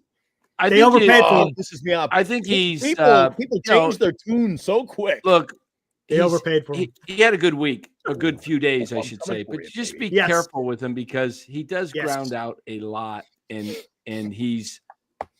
if he can keep hitting, I predict he'll hit 285-ish. Maybe he flirts with 300 for a while. He's got the type of skills I think that tends to be a guy that can, be very successful, but he's got to not. He has he gets on top of the ball a lot. Today he got under, a little bit more backspin. He gets a lot of top spin on ground balls. He had a really high ground ball rate in Korea. And that's what kind of concerns me because it's a lot tougher in the major leagues. But once he figures out, he's got great hand-eye coordination. I think he's got really supersonic reflexes. The guy, I don't know if you guys watch the outfield. Like when I'm at a game, I love to watch their first steps. How many times have we seen a guy take a step in or a step back and the ball's way in right off the bat? First reaction is go step back, and then they come charging in and it drops just in front of them, or vice versa. They come in and it goes over the head. I have not seen Jung Hoo Lee take a bad route to a ball, and he is there plenty of time, the majority of the time. He's able to read immediately when the ball is hit. I love it. Where that ball is going, and that's a skill. I don't know if it's just a skill. He's got athleticism because if you saw him on opening day, he had a bad road opening day. He got twisted like a pretzel, and he was still able. He went and made the goalie save. Oh, that was the one he made. The snow cone, like the. And guess what? Today, what did you notice in today's game with Jung Hoo Lee? Something that's been glaring since he's been up. There's one, and it has absolutely nothing to do with his play. He doesn't speak English. Oh, he could hit. He was keeping the helmet on. The helmet. They found a helmet that fit. They went And to then the it comes flying the off kids' every time. corner and got him. Oh, one I with say a just put the strap. chin strap that you wore in Little League under your Yeah, chin, yeah, man. right. Yeah. I pointed They that out to finally Eric the found other the day, helmet. didn't I, Eric? When I was at They the finally game, found a I helmet. said to the guy next to me, I go, watch the next pitch. Watch what happens when he swings. The helmet will fall off. It didn't fall off, but he had to go like, oh. And this Even is when he's throwing running around the swing bases, it like wasn't this. popping off. They finally Hey, got a helmet that fit. Hey, Yeah. Danny Abraham, give you a super chat. Yeah, I saw that. Oh, yeah, let's Ibrahim. open that up there. Do you see what Oh, Lee's I wish- batting right now in an early sample size? 344. I'm happy. Mhm. Here with we that. go. I think Chapman's already around 300. Right? And what did Yeah, I they're say he's all- going to bat for the year, Eric? I'm on record. What is he? 320, 326, 324. 326. Who? Chapman? No, Lee. Yeah. He thinks Oh, I thought Lee it will said hit 324, 326. Dan. It's He said 326. I heard. 326. I remember 326. 326. Great. Yeah. I'm still living with that. I think he's a 300, well into he could lead the league in hitting. I don't see it. We'll see. I We'll don't think he see. beats Arias. We'll see. No. We'll see if the league No, adjusts. he's not him. beating That's gonna be the Arias. issue. He's not beating Steve Kwan. He's not beating them. Oh, Quan. I yeah, told you that Quan. Wilmer Flores could lead this team in home runs, and nobody agreed with me. But You said 33 or 34? 33. 34, 32. Oh, you went up one? Now we don't know. Well, who knows? I have it written down at my other place, so I don't think he hits over 25. If he Hey, plays Ibrahim, every on game, this- Dan, on this Chris Bryant, Ibrahim, He's I bound was, to slow down. I I think was- 20 to man. 20. You know what? You're always poo-pooing on Wilmer. 20 All right, to here we go. 25. 20 to 25. You Here won we the go. game That's not for poo. today. He's That- got 4 hey, runs. You're 20 still to- poo-pooing. 20 to 25 on Wilmer is not poo-pooing. That's pretty damn good. That's to be pretty honest good. with you. That's, Well, He's pretty a I good. call that high. poo-pooing. That's damn good. That's pretty damn good. Yeah. Ibrahim, $5. Thank you, Pretty sir. Not to get off topic, but how bad was the Chris Bryant contract? Oh, We there knew you it go. was a bad deal at the time, but he fell off Oh, hard. oh, he's horrible. I, I'm I glad he went was somewhere else when he did. 7 years, 180 million. the I Rockies know, pay him. dude. Hey, Like, how do imagine you if the not Giants see had when signed players- Chris Bryant and Correa. Oh, Where shit. would they be? The Correa deal. Mark Graves, Vladdy just agreed to 14-year deal. Hey, Mark. Oh, you're 10 minutes late, Mark. We already did it. Yeah, we already covered it, Late to the guys. We party know. today. That's But super thank you. Blue Jays, Super 14 Box years, is a little 500. slow. Super We Box is are on slow. it. Producer Ryan says, no chance Wilmer hits 33. Hey, Glenn, you are going to be Nostradamus if he hits over 30. Yes. Well, there are a lot of You- people, at least, you know what? I can't give you credit, Dan, but a lot of people have come into our chat, seen me at the ballpark, and they're like, I got to tip my hat, Glenn. I didn't freaking listen to you in the preseason. I might be getting on the Wilmer train. So He's nobody else. Hey, you talk about an 8-1 I'll start. tell Who you what, the hell Wilmer else said that Wilmer Flores- Flores would have 4 home runs in the second week? Wilmer Flores hits 30 home runs. The ball is 110% juiced. Oh, Juiced. here we go. Oh, here we go. Can we talk about that? You guys Yeah. think the ball's juiced? I don't think so. No, I don't know. Okay, let's talk about this. I don't know. So there's some guys that aren't even hit a home run yet. Vladdy hasn't Yeah. had a home run yet. Yeah. Los, it- I just want to the hear your opposite, in my opinion on opinion. this. Los, Yeah. torpedo bat. You like it? Don't like it? Does it matter? What do you think about the torpedo bat? It's an interesting concept. Probably everybody will be doing it. Whoever created that is going to be one rich person because the demand is going to be Lenny. for them. Lenny. So, yeah, I mean, it's a very interesting concept. But you know, the Yankees have a lot of power hitters in the small yard. So let's see how it plays We'll out. see how But it is. It's a small sample. If very small sample. size, I've for said sure. this, Los. I was like, if they get both, say they get the traditional bat and you get a torpedo bat, if there's a significant increase in distance the ball travels with the torpedo bat, is that performance enhancing? Kind of is. Yeah, right. That's what I'm saying. Then why not let pitchers use spider tack? Why not let freaking players use PEDs? Let I 'em mean, go really? let them go to Yeah, the yeah. Vaseline like Gaylord Perry back in the There day. you go. Yeah, it's a hard slider. It's a hard slider. Yeah, I don't Yeah. like it. I don't like it. I came out and said I don't like it. If you look at every man on that, I think there was maybe one the other day. Everybody on the Yankees are using them. And you see their home run totals? And I know they're I good, don't think but not everybody's using it on the Yankees. It's only a few. Judge isn't using it. Judge isn't using it. He's killing the ball. Yeah. New York. Goldschmidt, Aaron, Rice, Aaron, Volpe, Yankees Wells. hired- an MIT guy Yeah, to hit that's who it tanks, was. and Yeah. Giants hired an MAT guy to tank. That's pretty good, Aaron. I That's like one. that one. I like that shirt. That's a good shirt right there. I Oh, love Guy, it. what's his man. name, Eric? Lenny. Lenny. But they get him in a pork and beans place or something. I don't know. These No, he guys. worked for NASA. He worked for Yeah, NASA, and then NASA.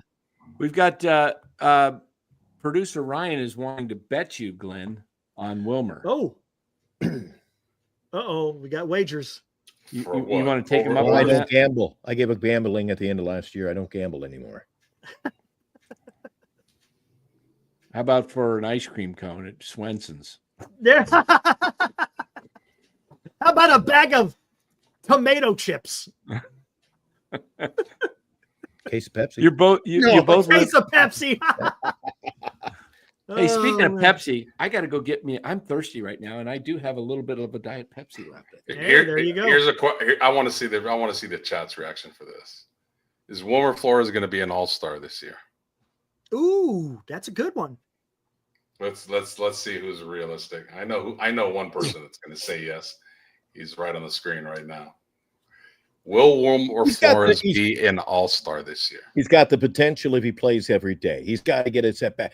Los, doesn't it frustrate you, especially this Giants team under Farhan and all the other leadership the past few years, maybe in the dugout as well? We've talked about it over and over. I know Dan has on his show independently. You got to get the guys in the lineup. We touched on it earlier in this show. Guys got to know their role. Get him in there. Why is a guy coming to the ballpark every day and having to go to the lineup card just to see if he's playing today? Yep. Or Wilmer last year, am I playing first? Am I playing second? Maybe I'm playing third. Could be DHing, or maybe that I'm not even in the freaking lineup, even though I just hit 5 home runs in 3 games. They explain how a guy gets into his momentum. Baseball is a game of getting into a flow. You have a bad game, you come back the next day. Look at what Lamont did. You get into swings, you get into lulls. But when you're when you don't know what your role is, how do you get into the flow? Wilmer's a professional hitter. And for him, for the last few years, to actually sit against right-handers. What did he hit on opening day? He hit a hanging slider. Correct. He hits mistakes. He does. Wow. There you go. There you go again, Los, with those H's. H's. The hanging slider. I like that. It's true. Never mind. I'm not gonna go I'm giving Los crap because he's beat me by about 75 points right now in fantasy. I suck. Hey, Los, Jordan Hicks will be on the market in July. So high. Here's a question. Wilmer Flores has the game-winning walk-off today. I told Eric and the guys, nobody believed me in the chat. He's on the back of a baseball card just last year. Wilmer, he only played, 2.5 years for the Mets? He is the all-time franchise leader in walk-off hits. He's a clutch baseball player. I tell you what.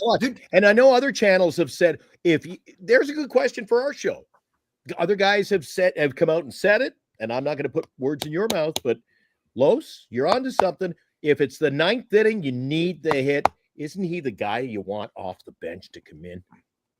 I'm going to ask you. I'm going to put you on the spot here. It's that young wife. It's that young wife that Flores has. He's got. Yeah. I'm going to put you on the spot, Glenn. Too. They all do. Los, they all do. I'll put you on the spot right now, Glenn. I don't make $500 million a year though. Here you go. I'm happy with mine. You got a situation with DH. Ooh, here we go. And you've got a guy who's a young kid who's raking, but Yaz continues to hit. So they cannot find a spot for Luis Matos. But Matos, the 24-year-old, whatever he is, 24, yeah, is hitting the cover off the ball when he's playing. He's stealing some bases like he did today. And the only spot the Giants can do is get either Wilmer or Matos as DH. Who you going with? Right now? Just let's say they're both hitting. And there's no spot for both of them. then it's most definitely Wilmer. Really? I'm totally my whole life I'm totally against you. It's one thing when you're injured or you miss some time. You don't take the bat out of somebody's hand, take his livelihood away because, well, I think he could do a better job. If you're doing the job, why? Like, but let's say they're both hit. They're thanks both for coming hitting out. well. You did a hell of a job. Holy cow, what a year! But we're gonna replace you? No. The thing about that question, Dan, is Matos is Flores. He's just a young version of Flores. They're kind of similar hitters. They're contact hitters. They have some power. They'll hit mistakes. They don't strike out a lot. And if Flores takes, Matos under his wing and just kind of helps him understand the strike zone, Matos is our future. He is definitely our future. But yeah, I gotta go with Glenn. If that answer is right now, I'll take the experienced guy that's seen. Yeah, you got to go with the experience. And I'll reciprocate. How about a reciprocal question, Dan? Let me comment on this. Wait, everything you just asked, Dan. Everything you just asked. You would rather Matos? I would go with Matos. And then are you saying Matos is a more clutch player than hitter than Flores? I'll go with Matos for this reason. He's got more speed on the bases. He can make the defense do different things. He could steal a bag.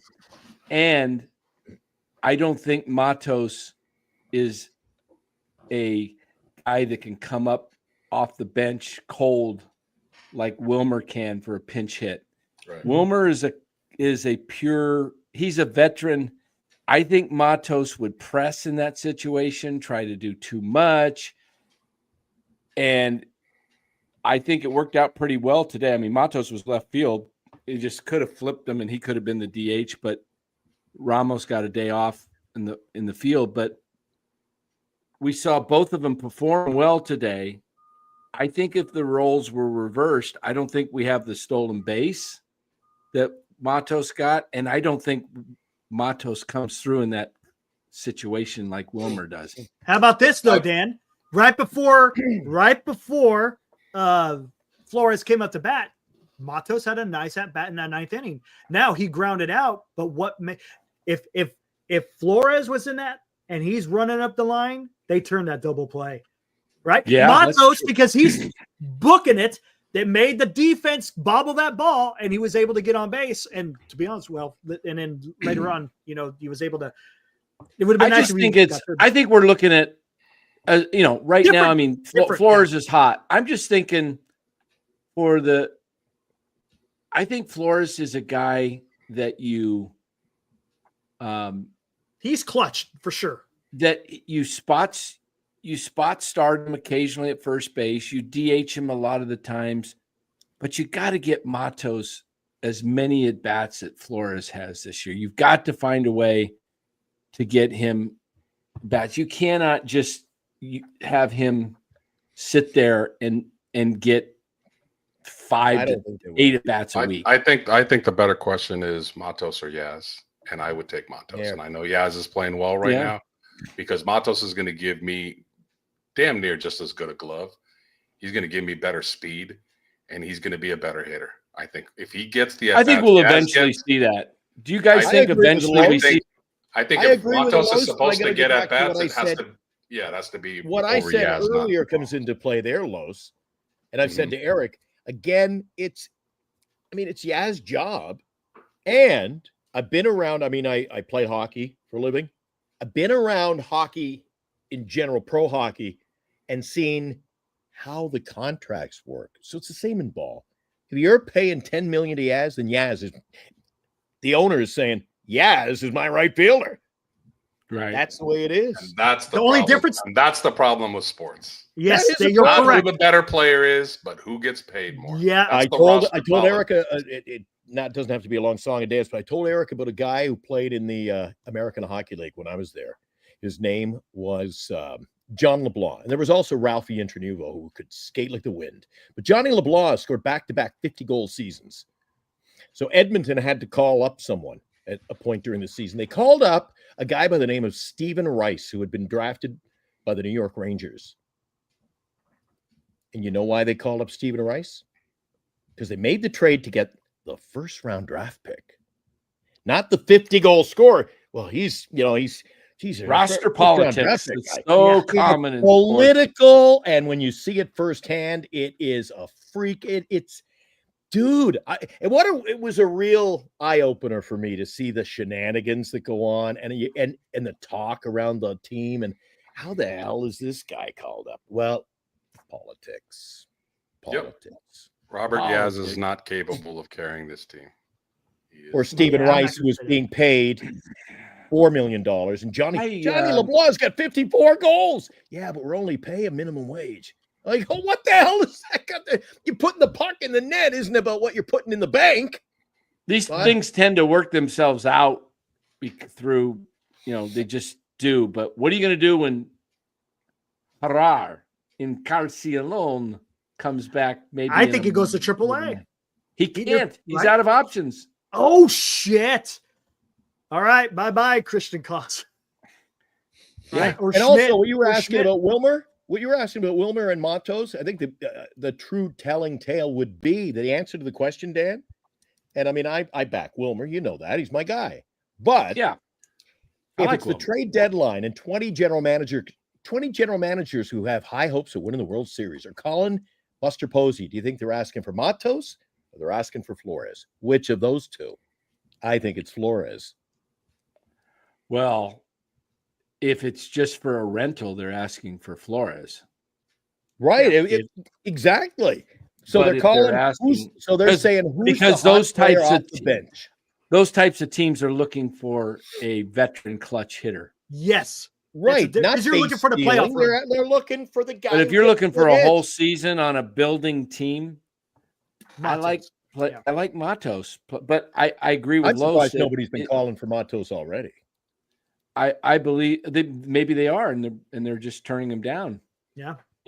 I think Matos is. I mean, the Giants they've got some guys that are coming up. It'll be interesting. I like this kid Sabalos down in playing third base in Richmond. He's going to be possible knocking down the door here in a year or two, which is a good problem. There's no place for him, so now you got trade potential. Maybe he's your first baseman. Maybe he's a third baseman. I don't know. I think Casey's going to be okay if he hits. Can he hit? Will be the question. If Casey can hit, he'll learn first base because he's just got to take a lot of grounders there. I mean, look, if Bryce Harper, an outfielder, can learn third base or first base and do it pretty well, Right. and you got A third guys baseman, like yeah. a lot of guys go over to first base. I mean, third base is. I mean, that's why I really wanted them to try Luciano at first base. That's another guy that we don't even talk about. I totally forgot it. You know what? Let me see what he's doing. We going to see Luciano this year? That's a great point, man. I think he spends the whole year. No, You think? Yeah, Depends on injuries. God, we Yeah. forgot about him. Yeah. Do we have to? Completely forgot about him. Yeah. Do we have to? Do we need to? At what point do we need He's to? got no room on this team. No. Hate to say it, I like him, but Right on. Today, Logan. Luciano. And I've been a had one proponent. I keep hold on, saying, real quick. he's going to come through. He's going to come through. He's going to come through. He keeps letting me Luciano down. had one hit today, batting 152, had 3 strikeouts today. So where do you put him in this 152. Well, roster? there you go. 152. Hey. Let's hear it for 152, the B-52s. Didn't All want to right. forget- Geez, Luciano, 152. That's he's going to have to eventually. He's either going to. He's going to play himself out of baseball at that rate. He's going to have to take a chance. Somebody will take a chance. Yeah. I say There's the a only lot team of- to take a chance is going to be some organization like Pittsburgh or Miami and do what they did with Bart. It's going to be some team where they go, we got nothing to lose by letting them play. Yeah. Goodness gracious. Dang. I could see him wearing he's a Miami Marlin all day long. Goodness gracious. How about we Yeah. package Harrison and Here we go. Luciano and bring back Alcantara? Sandy Alcantara. And but what other four or five players? Yeah, that ain't getting done. Maybe one You need other more player than- would yeah, do you it. need more than that. Maybe one. Dude, Maybe if one. you called me for that, Maybe I'd one. go, thanks, but no thanks. There's No, if you offered Luciano, 30 other teams I'll talk to. They got much more. Luciano and I'm telling you, don't give up on Harrison yet. young Not yet. lefty. He's doing decent in AAA right Yeah. now. Young Yeah, lefty. but for those two, figures it out. I don't think Miami's given up on Alcantara, or however this hell you say. Did you see what Miami gave up in the offseason or during the trade deadline and the offseason? Come on. It's not going to take as much as you think to get Alcantara. Right. Yeah, but I don't think we're the only team calling. No. True. You know who's balling for Miami that used to be with the Giants is Otto Lopez. Otto Lopez. Yeah. Yeah. Nice I utility know. player with speed. I He's know. balling, and he was here. Who's got him in the fantasy league, Eric? I have no idea. Somebody picked him up for the steals. Probably. I think the Asian Alliance of San Francisco may have locked him up for a whole season, Eric. Oh, one of your 55 moves. Oh, do you have him? Dude, You I have got him? to. I'm gonna. Dan, you had a nice day. You had a nice weekend, but I'm still leading you by about 100. I was leading you by 19 points. It's early, Glenn. It's early. I know, but It's It's Dude. early. Hey, hold on. It's early, and you're almost 100 innings pitched over 1,400. that's fine, dude. It's crazy. Pretty soon you can't. You just can't have no pitching. Pretty soon. So what happens if I'm 150 points in the lead and I don't have any pitchers go for the whole week and I fall and you go, Jesus, Glenn, you're only 8 No, you'll points fall, first. dude. The next week I go back to the pitching. You've been watching this, right? People could get 100 points in one damn day. It fluctuates that much. Yep. It's crazy, dude. Oh yeah, I had 124 yesterday. Yeah, see, and then I think Robbie Dizzle, had 180 the other day. It's like There's your silent assassin. Where the hell, Dan, did this? Robbie talks to me in the offseason going, I don't know if I know enough about fantasy. You know what? He was playing us. He was playing us. Yeah. He told me, Yeah, he asked me yesterday. I'm 14 points behind opening you. day. He came to the ballpark opening day when I talked to him on the air on our show. And after we had our chat, he goes, that Dan likes to call and trade, eh? I go, yeah, he does. He does. He goes, yeah, maybe I'll work out a trade one day with him, but not right now. He won't trade. And then he begged me to take Wilmer. So I called him up. I said, hey, what'll it take to get Wilmer? Oh, I'm not trading him this week. And then 3 days later, he goes 0 for 8. Are you interested in Wilmer? So you watch him. He's playing the waiver wire too. He's dumping players. You've been picking up pitchers there, Danny. I'm keeping an eye on you. Of course you are. I have a plan too. Dan, I yeah, have you're a a bit up there too, baby. Dan. You're almost like 50, right? I don't know if I should let the secret out of the bag or not. Senior said Dan eating up innings. Yeah, I saw It's that like, too. you Yeah. got 1,400 innings. I'll just give you a clue. Does it matter when you use them? They're outs. Exactly. Yeah, no, that's true. It's true. Exactly. Problem is you lose them at the end. You're not, you know what I'm saying? But you're not using them now. So that's why I Yeah, gotta but say, if if Dan and I end up 300 points with a lead, then you're going Right. to use your pitching at the end of the year trying to catch us. It'll all balance, dude. It'll but balance. what I'm saying It'll is- balance. It'll It balance. is. But you It'll gotta, balance. you I'm still just have to trying have to a good play- lineup. If I'm you just don't have a trying to good play the lineup, waiver it's gonna wire and hurt. pick up guys. Some guys get desperate. Did you see who I think it was Marcus. Marcus gave up Reese Hoskins. I nabbed him yesterday. I wanted him. No, I gave up badly. Reese Hoskins. Have You fun with did? him. Have Yeah. fun. Oh, I wanted Reese. I'm riding my rotation all year long. Schwellenbach is my number 3. I got Schwellenbach too, man. That He's dude's my hot. third pitcher. Third How many pitcher, pitchers yeah. do you guys carry in that other league? 7. Because I got 11 pitchers. That's all? I have a lot of pitchers, dude. You, got do, more you than have you your do. bench has I have no 10. position players. I have 10. Oh, I have enough. I have I've enough to started field a in team. 5. I had to go looking for a third baseman today. I didn't have enough to field. But even then, who cares? I could start no outfielders, and as long as I got lots of pitching points, dude, I am But the quite problem happy. is- Yeah, you but just Glenn, burn through let us. me show you something here. You Like wanna my see pitching something? staff, Los, I've got for starters. I've got some guys on the NA list. I wanted Michael McGreevy desperately, and I got him. I See, got this is where you're Scherzer, Leiter, Senga, Holmes, Sasaki, Rodriguez, Bassett, Will Warren, Chris Bubik, Jordan Romano, Anthony Banda, Luke Jackson, and Porter Hodge. You better See, get rid Glenn, of when Jordan. Better get when rid of the, Jordan Romano. He's killing your ERA. When the pitching runs out, We don't use ERAs, which is what you got to look at. I know. Yeah. Yeah. Oh, Talk to our illustrious committee. You've never seen a fantasy league with the kind of statistical package we got. How many categories we got, Eric? A lot. All right, so look at this. 28 scoring categories. What you're gonna get? You're up there because you've got 511 outs. Yep. I got a lot of outs here too, but where you're look at you today, 100. That's good. But home runs, that's where your batting order. If you don't have the batting, that's why I needed Reese Hoskins to. He ain't gonna get you shit. He sucks right now. We'll see. Good luck with him. We'll see. How about now, scroll down? Everybody had a philosophy. Let's see how Dilly came in hot. I got this thing figured out. Oh, there he is. Yeah, jeez. I feel bad for the guy. He picked all freaking closers. Well, the problem is we cleaned the league out in closers, but hey Dan, if you take a look at that, look how much parity there is in the outs. Everybody's in the mid 200s. In the outs, yeah. Yeah, see, because everyone's got a traditional 5-man rotation. Yeah, traditional. Yes. Yeah. Show them our standings, Dan.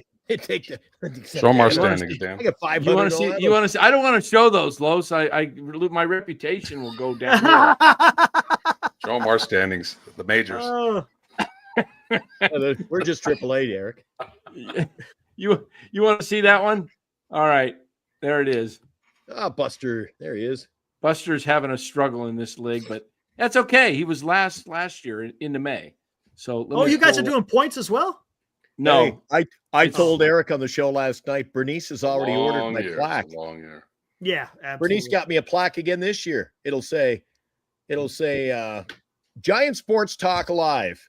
At least I won April. That's what happened last year. I won April, and then you know what we had last year. I got a new name for you. Last year, we were allowed. I think it was only 35 roster moves, and I used them all by 62 we had. Yeah.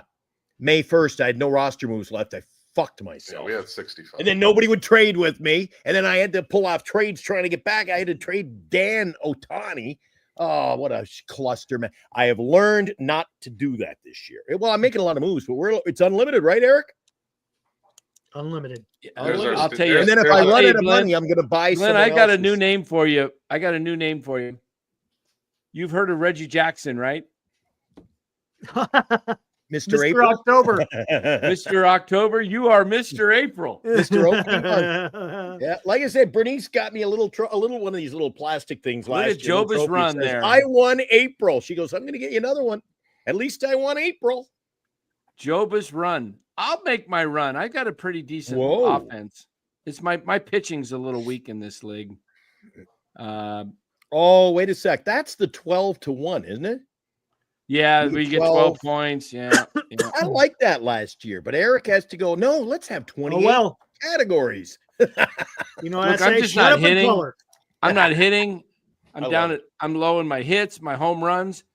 But Fantasy Pros tells me I will have at the end of the year the highest home run total in the league. So I don't know. It's okay. I was 11th. I was 12th last year. I went from 5th to 1st a couple nights ago because I went like 13 for 39 with 7 home runs, 11 runs, and 17 RBIs in one. Yeah, you have a big night. You can move up. Yeah. I had Jose Ramirez. I was ahead of you, Los. I was ahead of you. I was 5th or 4th. Mm-hmm. And then I was sitting at 105 points. And now I'm down to, what am I at? 50. Yeah, real bad days, real good days, you move up a lot, and it's still early. 56 and a half. Yeah. Yeah, but that's I like I was sitting right here at 105 in 4th place. And then I lost 24 points in one day. The next day I lost like 14. I was just like, oh, I'm on a free fall. So whatever. Look at early. Robbie Dizzle had run away after like 4 games. And all of a sudden, it happens. What happened? Oh, poor guy. That's the thing with fantasy. You just never know, man. And what happened? And injuries. There's never been so much injuries in baseball like the last few years. God, these guys are fragile. Oh, my wife's starting to get mad though. She says, "Isn't this fantasy? Like it's fictitious, it's false, it's in make believe. Then why the hell are you up at 4 a.m. like pulling roster moves before everybody? I'm up every morning for like an hour. Like who can I get? What? Anytime It's women like, hear stop. fantasy, they're thinking something else, Glenn. Oh, she's ready to pull the battery out of the old laptop and go, ha ha. You like that? You like that for the league? Dizzle will fizzle. Dizzle will Oh, fizzle. I like that. Robbie, where are you? Dizzle. Did he have a pretty good day today, didn't he? How did he do? Let's see. Today? I know he had Yaz, right? I don't know if he started him. I need to take that down. I don't want Robbie to feel. You know, our chat is consistent about one thing. If Mike Yastrzemski has a good day or a good week, they are always justifying his salary and that he's a good player. And then come August, September, October, they disappear, and we're back to telling you what we always tell you. Robbie only had 24 points. Oh, that's Robbie it. was like Damn. the bottom like 8, 9, 10 in the league. Yeah, with points today. Dan, you had a big game, buddy. 100 points. Nice. Yeah, it's just Pitching. You trail me by what? About 14. 14. I lead by 14 now. I'm not even until Thursday because I got 7 starters going. Don't laugh. Dude. No, I get it. I know what you're doing. I'm kind of playing a little bit similar. I'm playing a coy during the week. I told Eric, like tomorrow, I'll be content if nobody pitches. That's a lie. I guarantee you, I will watch you. Yeah. And all of a sudden, there's going to be 3 starting pitchers starting. Get out of here, dude. Come on. Hey, I'm trying to run a CIA off here. I'm not going to give away my. Hey, I know exactly what you're doing. Is this app open? Who's on here listening? I'm not telling you my war plan here, Eric. Hey, Glenn, how many times have you gone for a pitcher and go, "Oh crap, he's taken. Dan got him."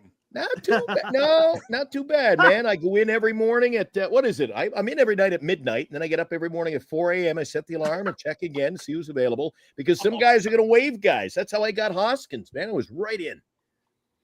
Oh man, Robbie Dizzle, though. Robbie, if you're out there, take my advice, dude. You can't just because you get a guy who goes 0 for 4 back-to-back games. Don't always waive him.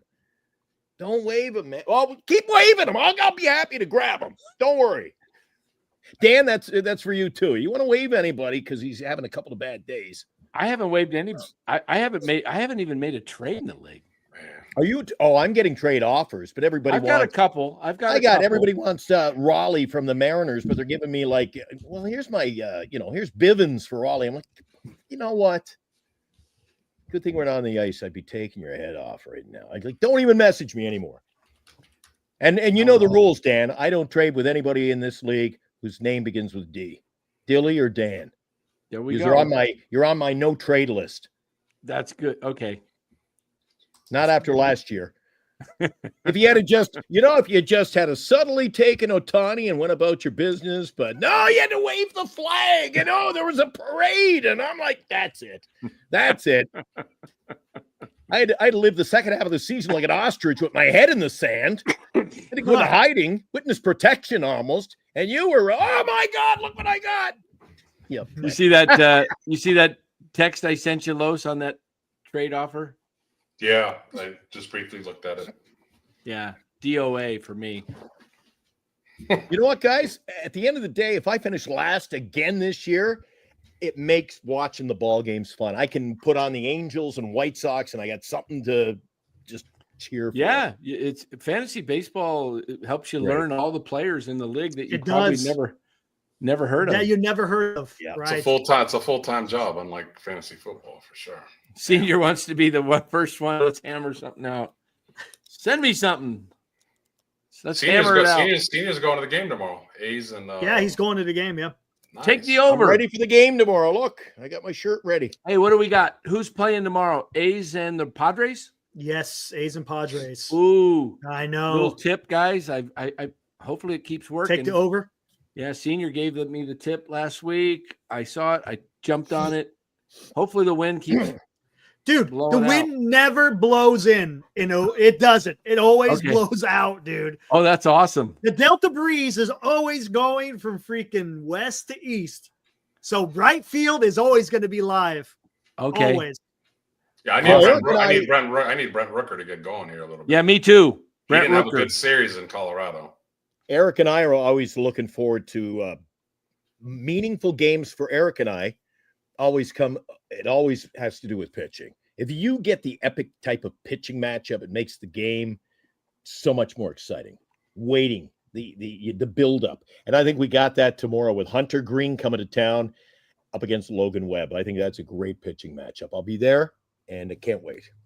No, senior, I haven't made a trade in that league either. I've had a couple rejected, and I'm about to reject one that was just sent to me. But I didn't send it Yeah, either. tell them what you offered me.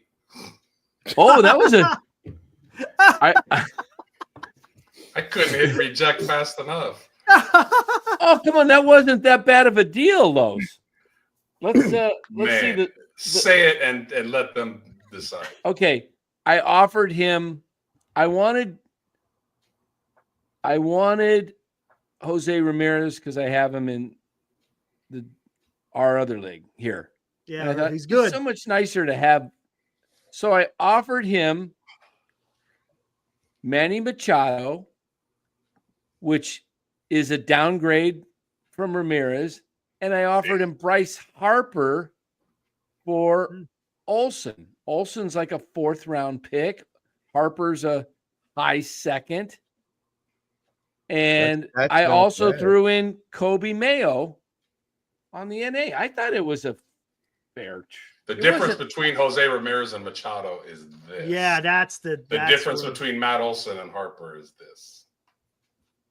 All right. There's no way I'm giving up Sometimes, Jose Ramirez. people I've always fall in love wanted with that. the players. I only offered one meaningful trade this year. It was Robbie Dizzle. I offered Robbie Clay Holmes, and he was after. I threw him in because he wanted this. How do you say his name? Ringfingo? I never say his name. Right. Rengifo. There you go. Whatever. Rengifo. The guy in LA. So I offered him those two for Flores, and he said, "Oh God, no way." So I said, "Forget it." I go, "You're okay. You're off my trade list. Don't call me. I'll call you." I mean, I know it was I offered a dude in this league. I offered him Machado and Soto. And What the hell were you getting back? one other person for Judge turned it down. See, I might do that. I offered him If I was on the Machado. other side, because Soto and Judge are pretty close. Look what Judge And you're has throwing done in in, Machado? Yeah, 2 I'm- weeks. Machado and Judge, or Machado and Soto for Judge, he turned it down. Or actually, he took too long, and I just canceled it. He never answered. So In the Giant But- Sports Talk Live, it's to me, I think pitching obviously is important. You can run out of those innings. It's the home run ball. The points you score off the home run and RBIs, and all of a sudden the guy hits a 3-run bomb and you got like 9 points on the board. And like, I don't have home runs in our league. There I got was 9 there, home run hitters. there was a I time don't think a I few should years take this ago- deal. There was a time a few years ago where Jose Ramirez was not locked up long term. I don't think with Cleveland, and I wanted the Giants to trade for him. Like Oh, Jose Ramirez is just a stud. And if anybody in the chat says that they would take Matt Chapman over Jose Ramirez, then you need to lose your baseball card. You Let don't me know ask you this, baseball. Los. I haven't talked to you. I don't think I haven't been on the show with you before. Yeah. What did you think of Naylor? Do you think Naylor going to Arizona was good for them? I or love would the it have been Naylor. great for In us? Bingo. Left-handed hitter, solid hitter.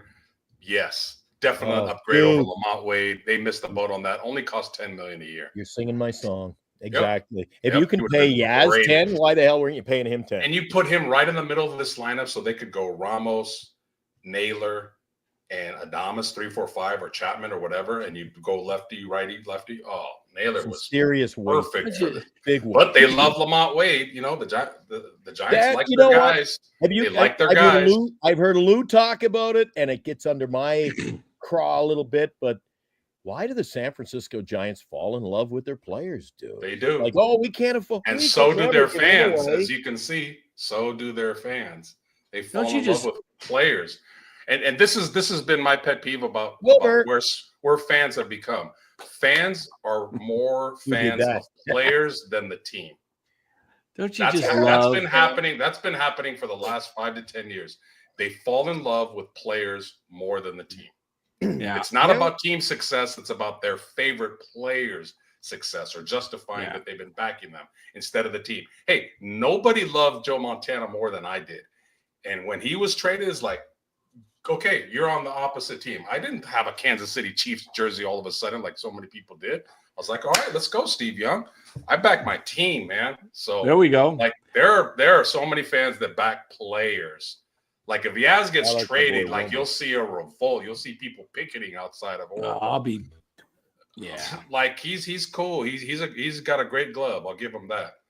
But he's anything but he's not a superstar, guys. Let's be guys don't you just love it when guys ask questions in the third person? Like, who's leading the league? Gee, I wonder, senior. Could it be you? Of course. Hey, I'm Dan, right behind you, though. I picked up right another behind card you. of one of your favorite players this week. Who do you think it is? Of my Always like favorite to break players? up the memorabilia. One of your favorite chat topics. Who do you think I picked up? He made a debut. Shut up, watch. He made a debut on the show a couple of weeks ago. Who's one of those names that you throw out? And I grew up watching him. I loved him. What position? Catcher. He's deceased now, believe it or not. Biff? Biff? I got another Biff this week. There's Biff my latest Pocoroba. Biff. Yeah, I got Biff. I don't know who's. I like the Biff in these Back players to are the dropping Future. at the age they are. Hey, Biff, go Make wash like my a tree and get out of here. Yeah. Hey, Biff, go buff my go wax my car, Biff. I picked up some Biffs this week, and I picked up a shoeless Joe Jackson this week. Shoeless Joe Jackson. That cost a mint. I'm not. When I spend on the cards, my wife doesn't know. We're not going to get into it. How many numbers would Shoeless have put up if he was allowed to finish his career? The most I ever put. You know what Great Dan? question. Man, I don't know if you saw the show. I don't think I brought it on one of our shows. You know the most I ever paid for a card, right? I don't. In my collection, I paid $180,000. I got a What? what's it called? I've got a mantle. I've got a mantle rookie. You paid $180,000 for a mantle. Yeah.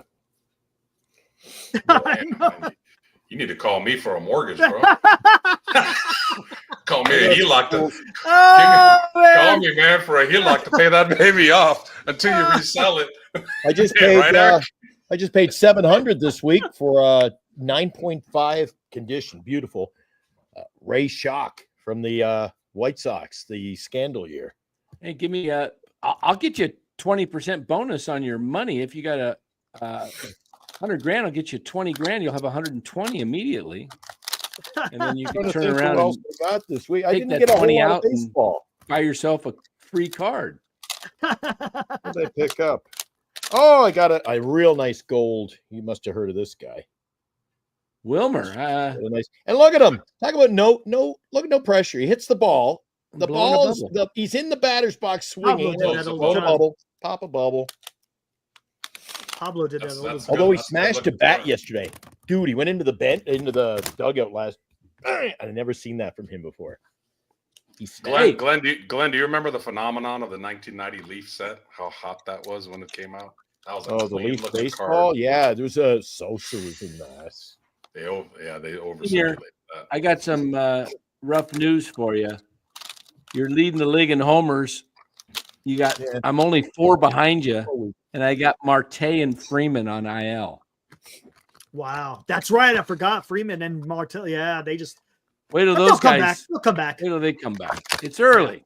It's early. No time. early. to- And do you remember in around 2012 over in Russia, plane crashed and a team called the Locomotive.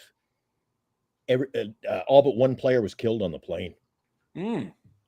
So one of the guys I used to talk to, hang out with, only at the rink. We weren't friends. We were more acquaintances. Pavel Dimitra, he died in the crash. Oh wow. And then this guy, I dug these out and put them into cases. This guy, his brother. You've heard of the Vegas Golden Knights Yeah. hockey team? Hockey Vegas. team. Yeah. His brother is the general manager, but this guy here, he had signed my cards, Brad McCrimmon. and he died on it was his first coaching job. They were going on their first road trip in Russia, and the plane crashed, man. The whole team got killed. Boom. Wow. Hey, let's get out of here. But Hard to first, believe it doesn't happen more. let's answer this question, Glenn. Let's close with this question. In Close. 2 minutes. I want to hear more from Los D. I mean, this is great getting Los D on a show with me. Here's See? the question. Los D knows his baseball, boys. Thank you, sir. Thank you. I think you do anyway. He's all pretty that good. matters. I agree with. I don't know if it's just our personality. I agree with you more than I agree with Lou. Jesus. Lou's an antagonist, man, but that's good. You need a heel in the show. Yeah. Oh, I have a note here. It says, don't get mad at Lou. Because I can. Seniors outs could be getting a major youth boost very soon. Oh, Wilmer, your favorite player? He's my There we favorite go. active player. My favorite player is Mike Schooler. He's my favorite player of all time. but tell us why Wilmer's your favorite player today. Mickey Mantle's your favorite player. I got 180,000 reasons. Yeah, I really like him. What was your He question, can't let Danny? me down. I mean, he can't let me down. The price is set. Why Wilmer? I saw him play I saw him play on an exhibition game around 2012, and then he went to play in Las Vegas. And just, dude, why do we follow anybody? I saw him play one game and I go, oh, I like this kid. And then I watched him the next game, followed him in the newspaper, and before you know it, it's like, the guy's been playing for what, 14 years or so now. The guy, I mean, he's had a long minor league career. He's not a spring chicken, as you know. Yeah. Why do we follow who we follow and what sports we follow?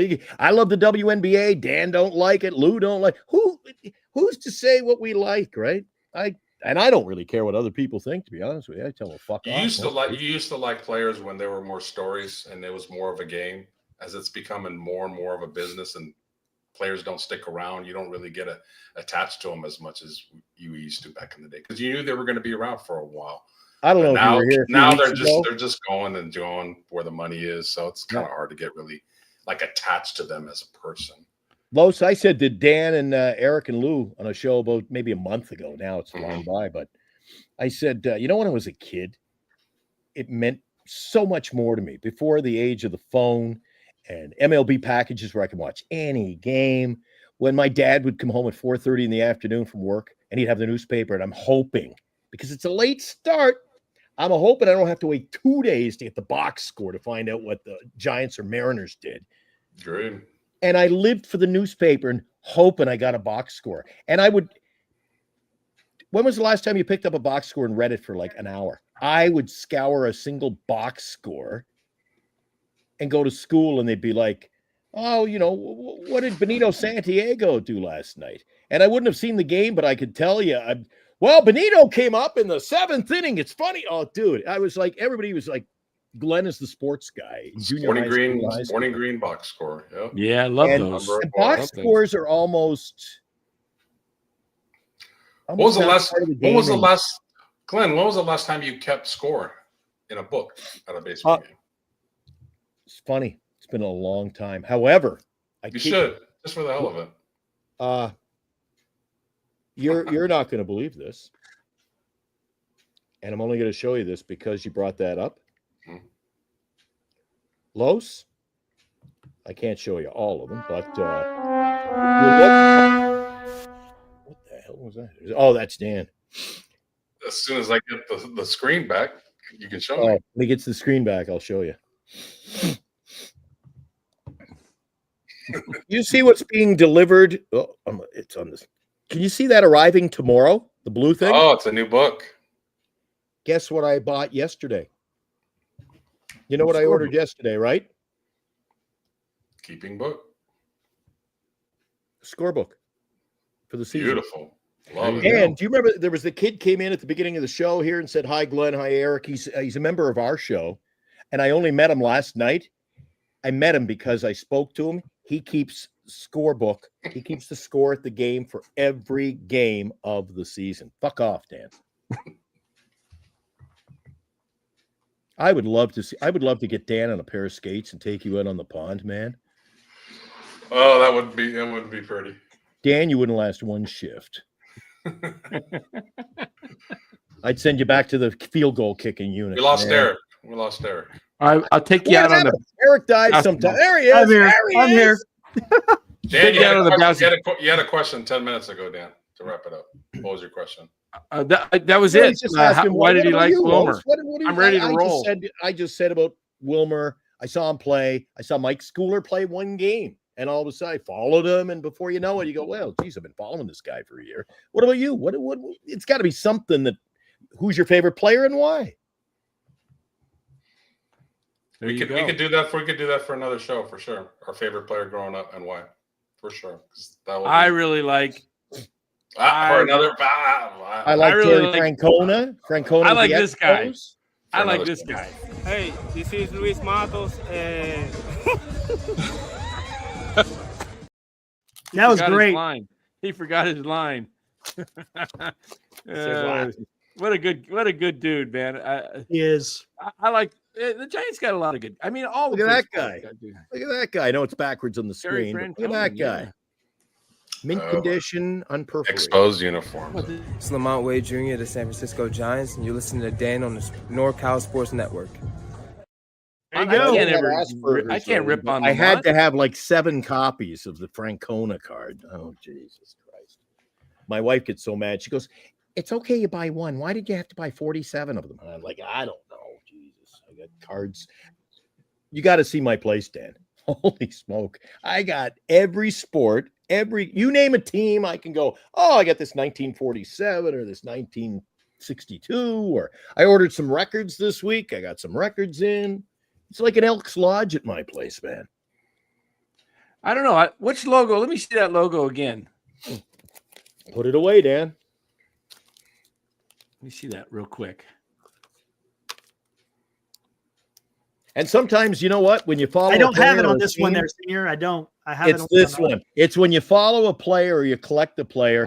I wanted to see the logo you had. What was you showed a logo? Oh, Mac Williamson. Yeah, I went wrong on Mac Williamson and Steven freaking Duggar. Anybody want some cards cheap?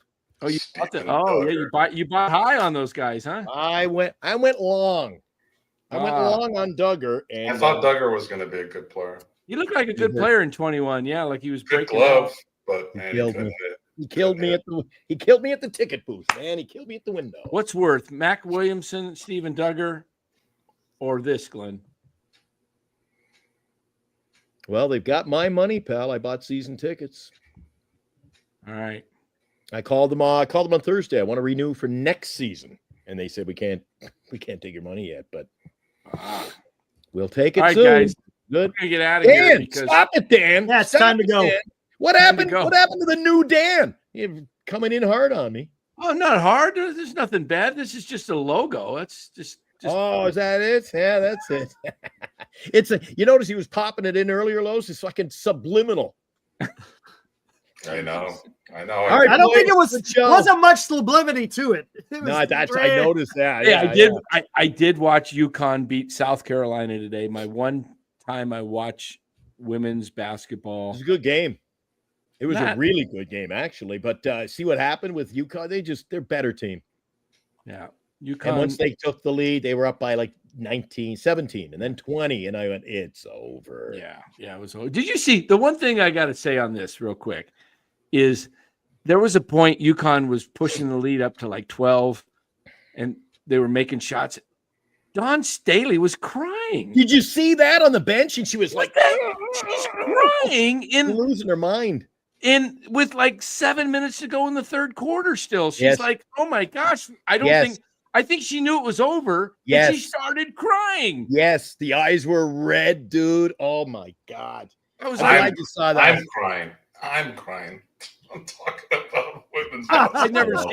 I've never seen a coach cry when the team's the outcome's still not decided. Dude, you coach it to the end in any sport. Wow. You got your players out there, and she gave up. She gave up. Yep, she gave up. She knew that's not the way to coach. And that was bad. I kept yelling at the screen. Have you seen her do all the commercials for Aflac? I kept telling my wife, I go, if she spent less time filming commercials for Aflac and more time coaching, this wouldn't happen. I agree. Lower the hoop to 9 feet. It'd make the game a lot more interesting. No, it would ruin the sport, man. No, it would be good because you'd see some women. Duncan. Well, you would have been happy at the game last night. Michelle, you know, the kiss cam? Michelle asked Ashley asked Michelle to marry her. And she said, yes, buddy. The crowd went wild. I don't know who that. Yeah, Will says lower it to 7 feet. That would even be better. Maybe. All right. Now watch that. It's time to shut the freaking show down, okay? All right, guys. This was fun. We'll do it Fun, again Los. next Sunday, man. Oh yeah, good seeing you guys. Oh, real as quick, always. guys. Real quick before we go. Quick. What's the series coming up against the Reds? Giants win the series? Yes. 2 games Giants to win 1. the series. 2 games to 1. Marty might be right. He called for a Dude, 6-0 he said, homestand. I couldn't believe it, dude. We were there, right? We're like, what? He's halfway there. He's halfway there. Unbelievable. I hope he's right. Yeah, let's see it. All I'm right, guys. actually, hey, everybody got on us the last couple of years that said we weren't fans, right, Eric? People were ripping this show because we were saying, what we were saying is we just got to get rid of the stench and then we'll be Giants. You know, we're Giants fans. We love the team. We just hate what they're doing. Correct. And I use the analogy, it's like if you got a daughter who's going to date some schmuck and she wants to marry the guy, you know he's going to ruin her life. Aren't you going to try and stop her? You're just going to say, oh, sure, go ahead, honey. I wouldn't stop her. I'd stop him. Well, yeah, you do something. Glennie wouldn't be afraid to go back to jail. But you do something. Put an end to that. You're not going to – that's my point was you haven't seen me tearing apart the Giants since, spring, off season. I told you, man, when they got rid of the thing, I'm excited again. They got me back. So it's been uphill since we did the 12-hour show, Eric. And like I said to Eric last night after I got back late from the ballpark, so I apologize to Eric and all our guys out there in the chat. You couldn't even get out of the. It was that wild at the stadium last night. It took over 40 minutes to get out. Note to self: don't let daughter date fart hon. There you go. But Eric and I have not had this much fun talking Giants baseball since we started our channel. This is no doubt. It's a whole different ball game, isn't it? It is. All right, guys, we're out of here. We're out of here finally. Tomorrow night, we both got post-game shows after Giants baseball. So catch us on your Giants channel tomorrow night. Absolutely. All right, guys, be good. Guys. Los, good to see you, buddy. Good to see you guys. Always. Woo!